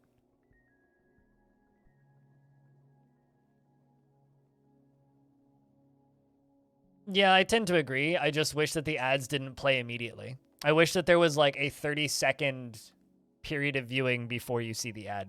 Like, if the pre-roll was delayed by 30 seconds, I think that would be like the optimal way to do it, but whatever. Yep, kittens are starting. I'm going to geld them soonish. I just didn't want to geld the first round. Wanted to have like 2 rounds of kittens. Speaking of, how many do we have? Oh, just 1 kitten.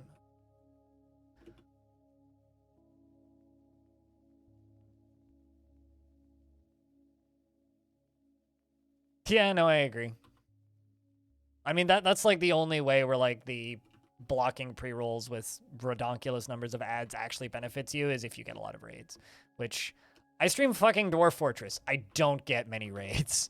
Like, unless my team decides to all raid me once in a week, which happened last week, which was phenomenal.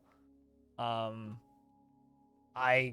get very, very, very few raids on this channel. And that's always been a problem because, like, that is Twitch's only form of promotion, really, is raids. And I don't get raids generally. So let's dig up into here and make this my farming area.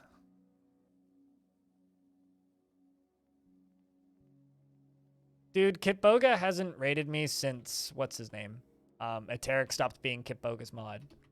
There's a guy who comes by this stream occasionally who I think is ex-Twitch staff now, was Twitch staff for a bit, used to mod for Eteric. Like, it was his side job modding for Eteric, and he was a friend of mine. Is a friend of mine. So Kitboga's mods are the control over, have control over who Kitboga raids.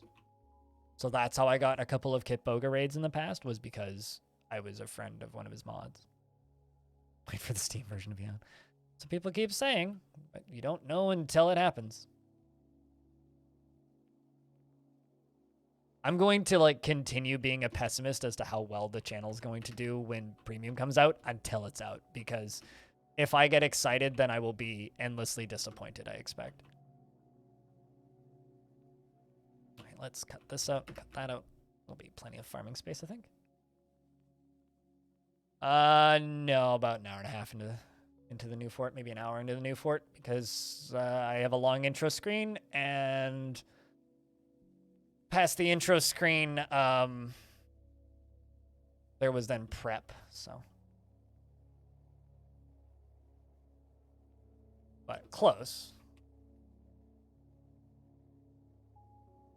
Look at me, farming in the first year.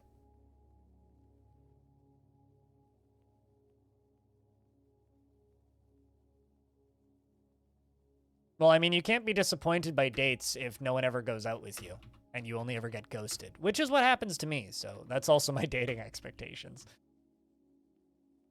Can't be disappointed if you expect no one to show up.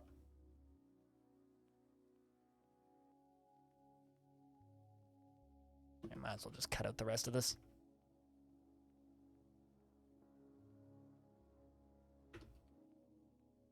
I'm also going to cut out this wall. I'm going to re-wall it with constructions. That it looks a little better. So right now, that's ugly.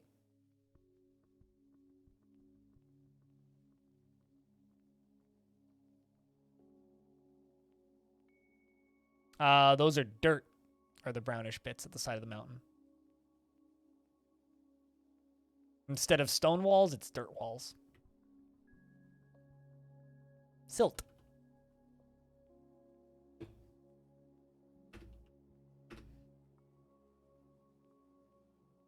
Silt.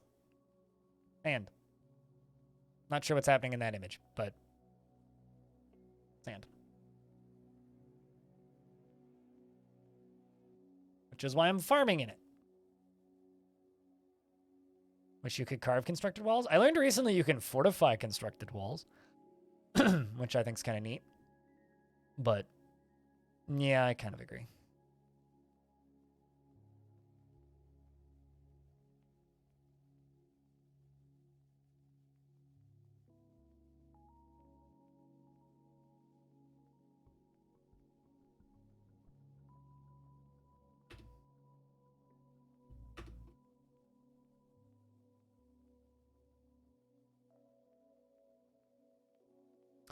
You're still learning Dwarf Fortress and all your friends are really interested but scared to start it up because they decide to wait for premium release for something that is a bit more approachable, and you think that the community is certainly going to explode.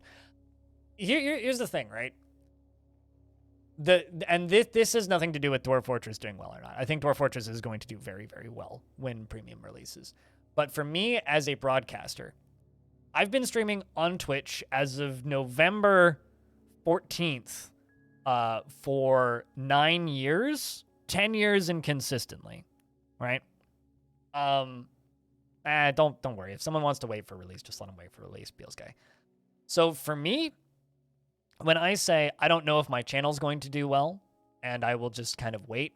I'm specifically talking about my stream because I've been through the Steam release of RimWorld, the premium release of RimWorld, the Steam release of Planet Coaster, and the beta releases of Planet Coaster.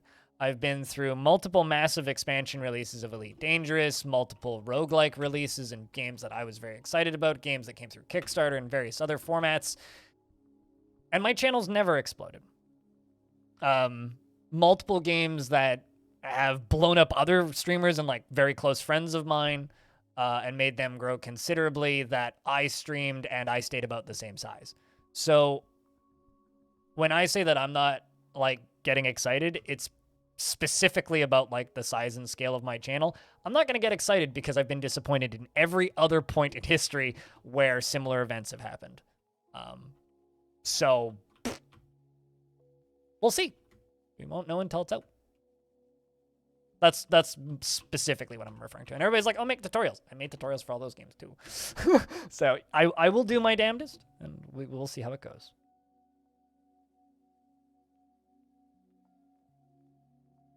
Yes, but it's going to have mouse support, which is what people want. Sky. Doesn't matter if the game's dense. It'll also have information that's laid out way better. That's like the biggest issue with current Dwarf, in my opinion, is like the information is laid out in a way that is obtuse to a fault. Like doesn't make the game impossible or anything, but it certainly is laid out in a crappy fashion, so. Once all that's fixed, yeah, the game will become a lot more approachable. I need a thread and cloth stockpile, so we're gonna this one.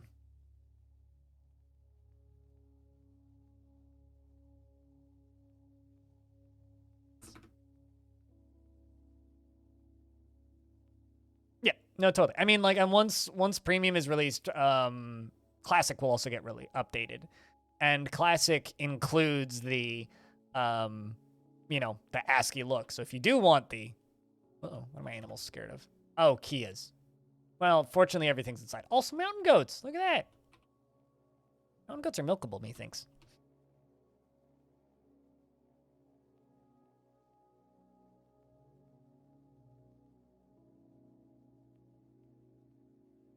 So yeah, I'm not like I don't believe that like Dwarf Fortress is it's not difficult. Dwarf Fortress is a very easy game, but it's a very obtuse game. And people have different levels of tolerance for obtuseness in video games. Ah, geez, I think they... Okay, that Kia just stole an axe. Fortunately, I have multiples, so... Typical Kia. At least they're not going to run away with my anvil, because that's in my fortress. Meh.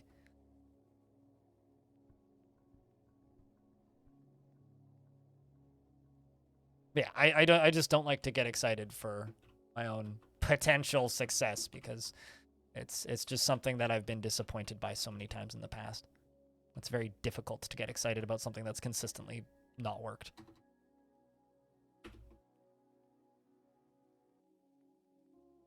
I don't have a steel anvil, so can't steal what I don't got.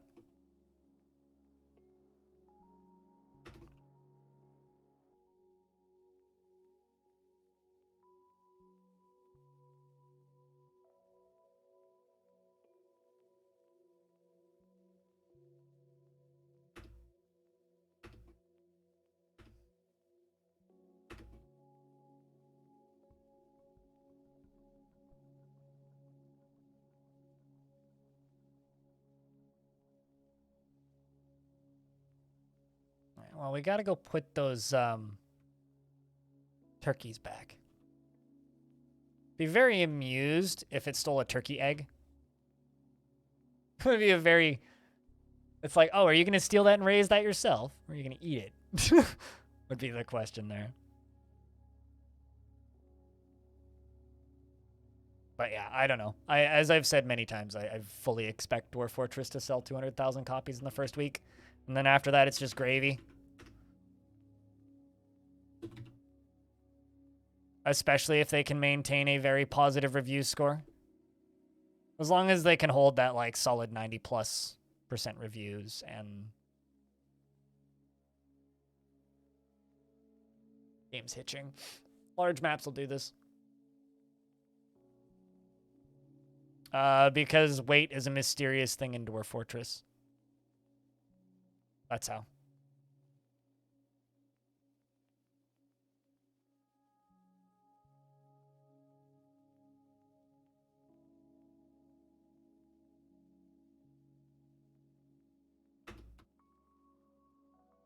And somebody needs gilding.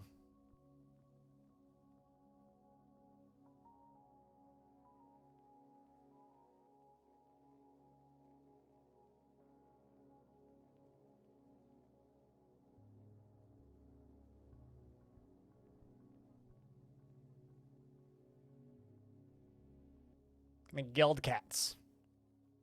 Good day, Diamond. Good day. Hope you're well.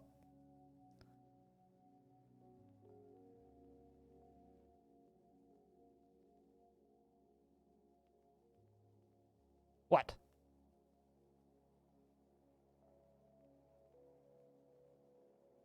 You're just saying my name, Diamond. What is up? Yeah, I did in fact hit the quad digit subs, yes. Yes. You are in fact getting a gremlin emote.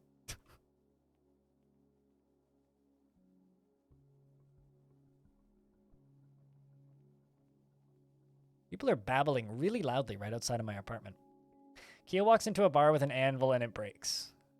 Oh, in its beaks. Well, hold on a second. Its beaks? Why does a Kia have multiple beaks? Meaning its talons? My jug pot cup storage. This is all of the storage in the entire fortress, so there's not much to show you, bed soap. But, it's literally bad right now. Nothing is organized. This is like walking into a house for a family of 12 that's just moved in and everything is still in boxes and saying, show me where you keep your shoes. Like, in that pile, I think.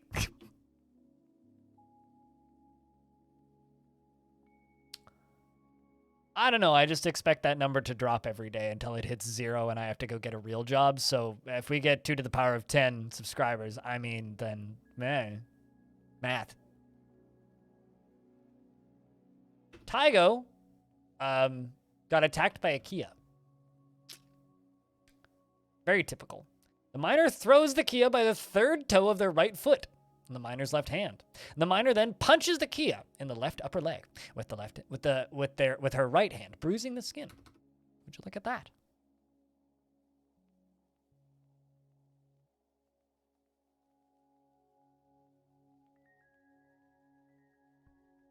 No, the burb has a beak. The burb does not have beaks. Beaks would be plural, meaning that would be like saying that you have multiple mouths. You only have one mouth, right? Bird only has one beak. Beak is not plural. Beaks is plural.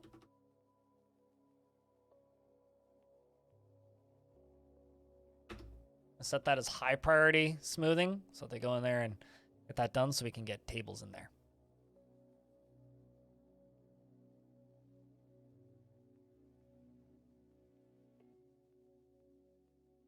We're out of fish, but we do have plants planted. We're planting more plants.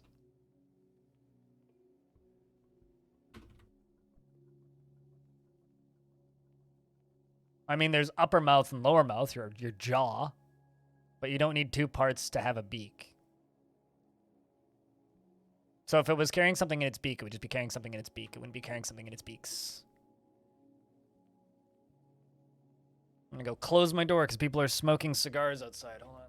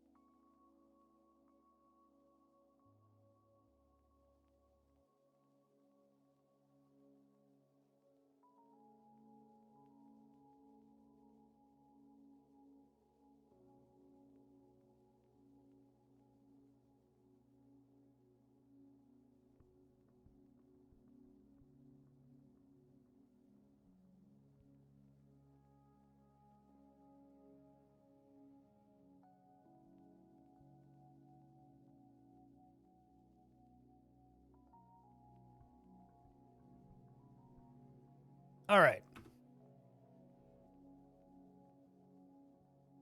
I love it when my entire... You know, it's really funny. Do not mind when people smoke weed outside of my apartment. I don't mind the smell at all. When people smoke cigars or cigarettes, I want to snap somebody in half. It makes me, like, weirdly angry when I smell cigarettes. All right.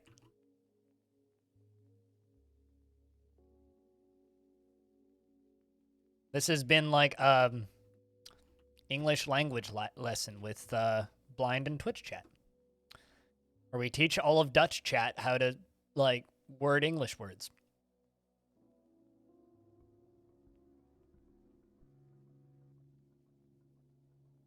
Make wooden jugs? I mean, I've got more than enough booze for 7 dwarves, so I don't need to make wooden barrels. Also, can you even make wood jugs? Oh, you can. Huh. I always make wood barrels. Rock pots, usually.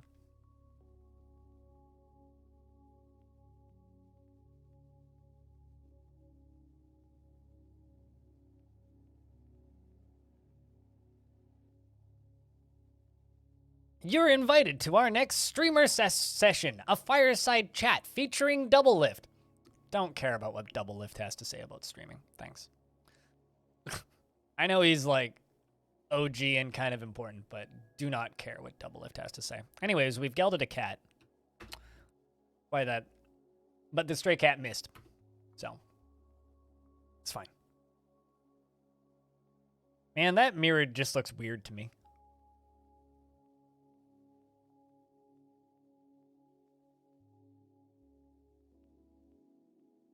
Yeah, the chat does have a little bubble at the gear that won't go away, and I've had a little bubble at the gear that won't go away for a while. Kind of bothers me. And then you click it, and it doesn't do anything. It's like, why is there a notification for nothing? Yeah, same. Missed.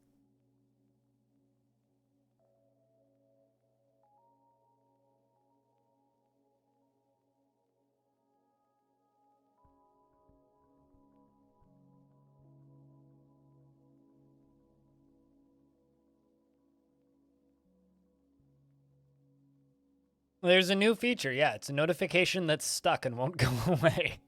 Is the new feature. Feature D's nuts.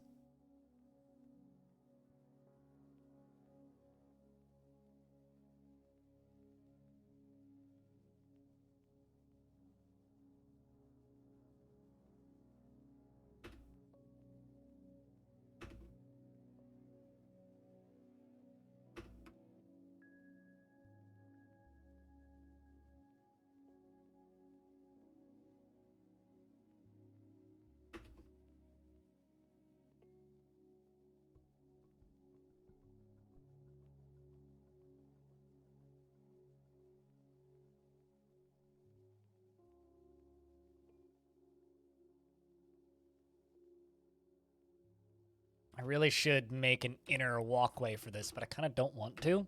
So instead, I'm just going to one by one extend that wall out. Actually, I could double up this wall. That's a way I could do this.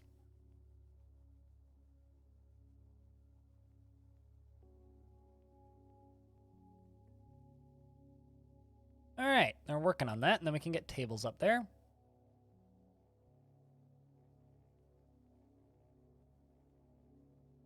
Tiny little farm is good to go. Which is why you got to get in early. Diamond. Buying the dip, as they say.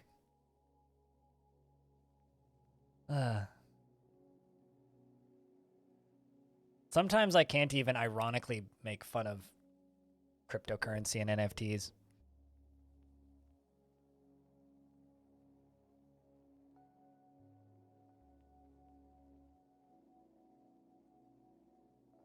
Get rid of it by going to your own channel and checking the settings at your chat. Oh, is that really what that does? Is that what that notification is for? Because I noticed the chat highlight settings this morning. Which are cool. Like, the new settings are neat. But is that why the little bubble is there?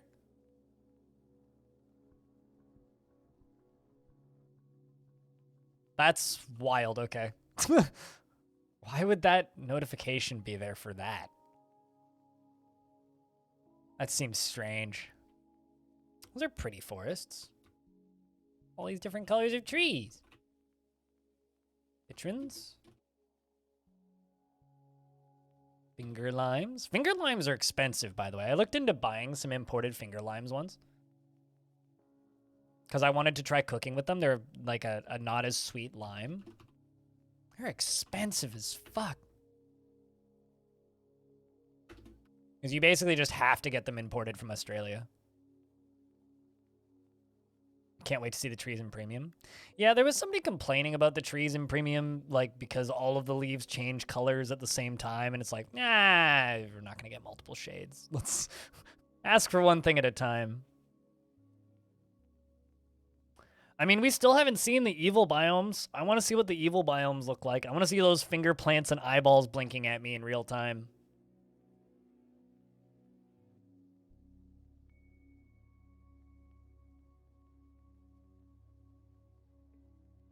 You learned about it from FG? Gotcha. Well, it's a good thing to learn about.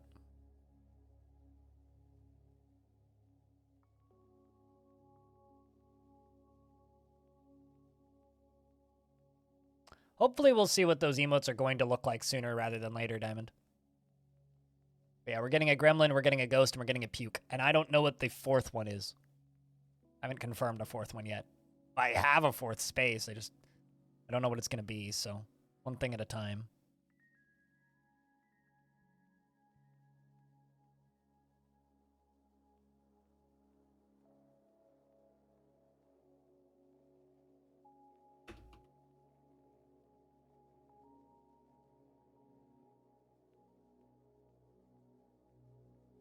Inappropriate dig square. Okay.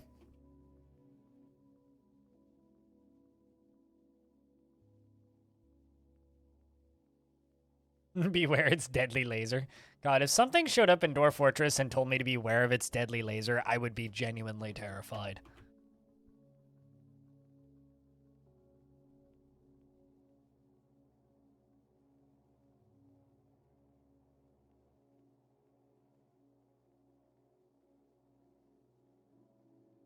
For it is crazed for blood and flesh, and its eyes glow purple.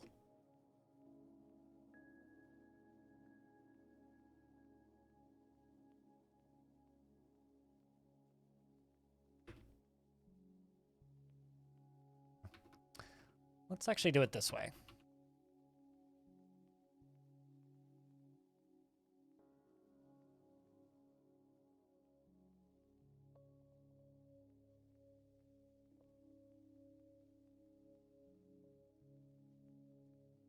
Destroy them with lasers. Yes. That was a song that was big at one point that fortunately isn't anymore. Just like let the base cannon kick it. I'm thinking about maybe fortifying on the edge of this so that they can look out into that courtyard. Maybe putting windows in front of it. See? Nobody won. Fs.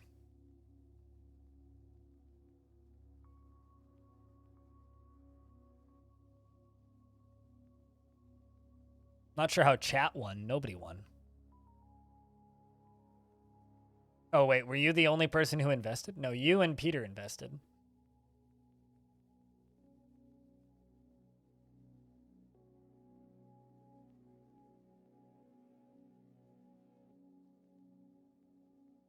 All right, so let's make this brand new tavern. Obviously, it's a temple. Golden Harvest.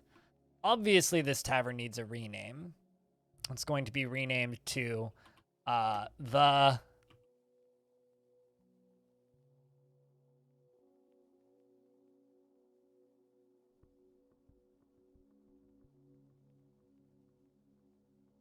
Massive Lobster.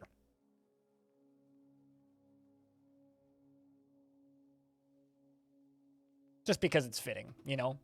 A fortune called Stonewater. a fortress called Stonewater, with the, of course, image of the group that we are being the mountainous lobster. The mountainous lobster, an exceptionally designed image of a cave lobster, 2 picks in waves in a blazing sun. The lobster is burning. The lobster is raising the 2 picks. The lobster is striking a menacing pose. The blazing sun is burning the cave lobster, and the symbol is the image of called the scorching lobster in a local dwarven government. So, or they have good plump biscuits. Damn right. Or they will eventually, once they get tables and boulders removed and the other basic pleasantries. The fact that we started in early winter means it's feeling like forever for the first migrant wave.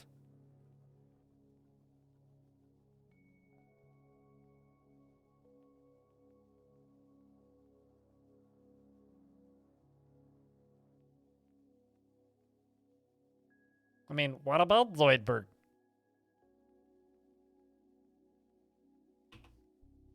I need to get better at my what about Zoidberg. I used to be pretty good at it. I've gotten bad at it.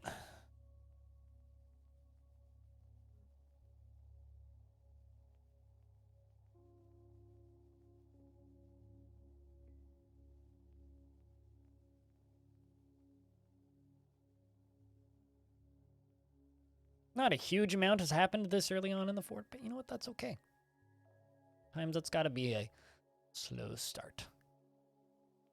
Although we did get attacked by an army of evil Kias, though. Hey, a mongoose. Barn owls. Neat.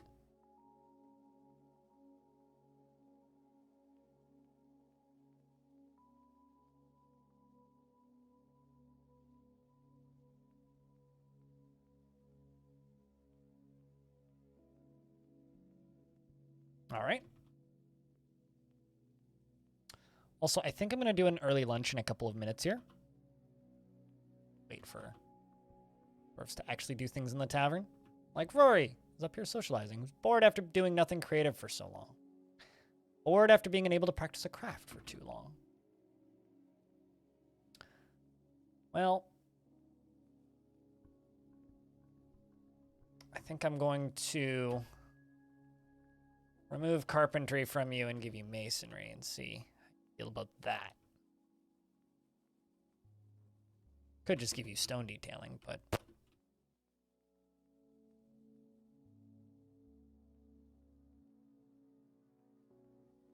I'm quite happy with how this little wall thing is looking, though. It's looking kind of nice.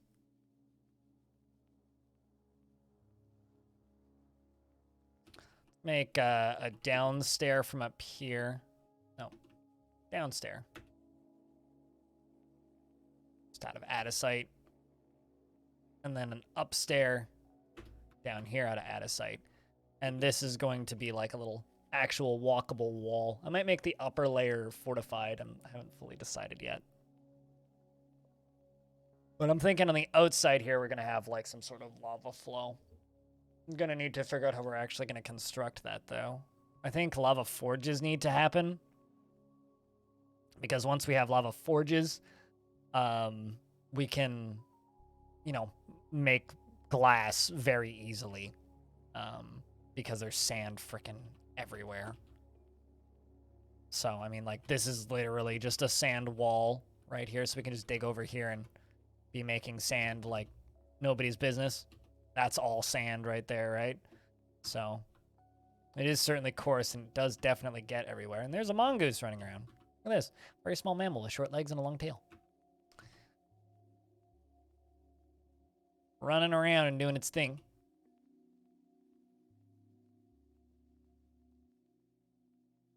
Hello, GBFK. Gibfuck.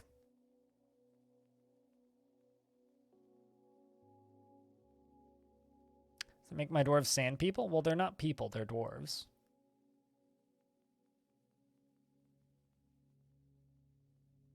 But you know, honestly, the whole sand people thing is kind of a weird racist stereotype that I'm not a huge fan of. So no, not really. They are people whom live near sand. They're not sand people.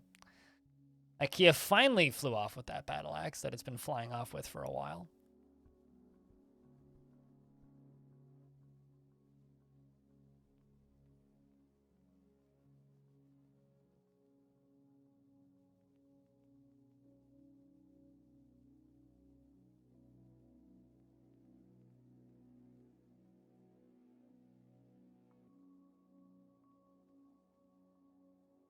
Let's also cut down a bunch of that. I thought that was a gatherable melon. What is that? What is a melon vine? Just can't gather it yet.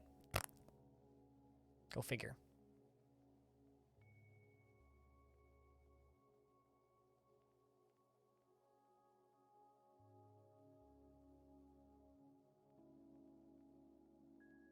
And I think we're gonna run all the way along this. But yeah, I can't wait for Dwarf Fortress Premium. It's going to be fantastic seeing a lot of people get to actually mess around with this game that they've been hearing about for years and years and years. I think, like, is a very common trait is there's a lot of people that have been hearing about Dwarf Fortress forever, pretty much, but have never played it. And it's going to be really cool actually seeing those people get to play Dwarf Fortress for the first time. Because, like, something that I actually have seen quite a few times in my chat are people who have the first impression of Dwarf Fortress of, oh, it actually looks as weird as it does in the screenshots, which is kind of funny. Alongside of friends and teach them. Yeah, and like your friends will learn that it's not as bad as it looks, right? Like if you've played any colony builder, you can play Dwarf Fortress. At least that's my experience with it. Is if you've played a colony builder, you can probably play Dwarf Fortress. All right, let's go here. Let's milk some animals if I can.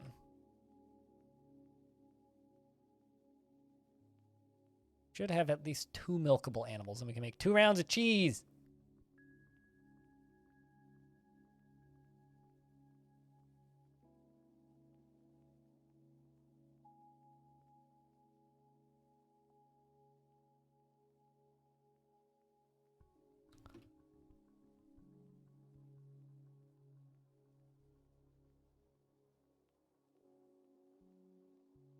Just a lot more reading and browser tabs than your typical colony builder. Well, I mean, I guess okay. Sure. Than your typical colony builder. Certainly not than your typical roguelike. All right, so we've gotten our first migrant wave. I think now is a good time for me to pause the game. I'm going to go get lunch. Okay? I'm quite hungry. My blood sugar feels a little fucky right now, too, so I need to go sort that. This will take maybe 5 minutes because I actually pre-made lunch today. I got a big old pot of pierogies. So I'm going to go quickly eat some lunch. It should take about 5 minutes, but I will leave you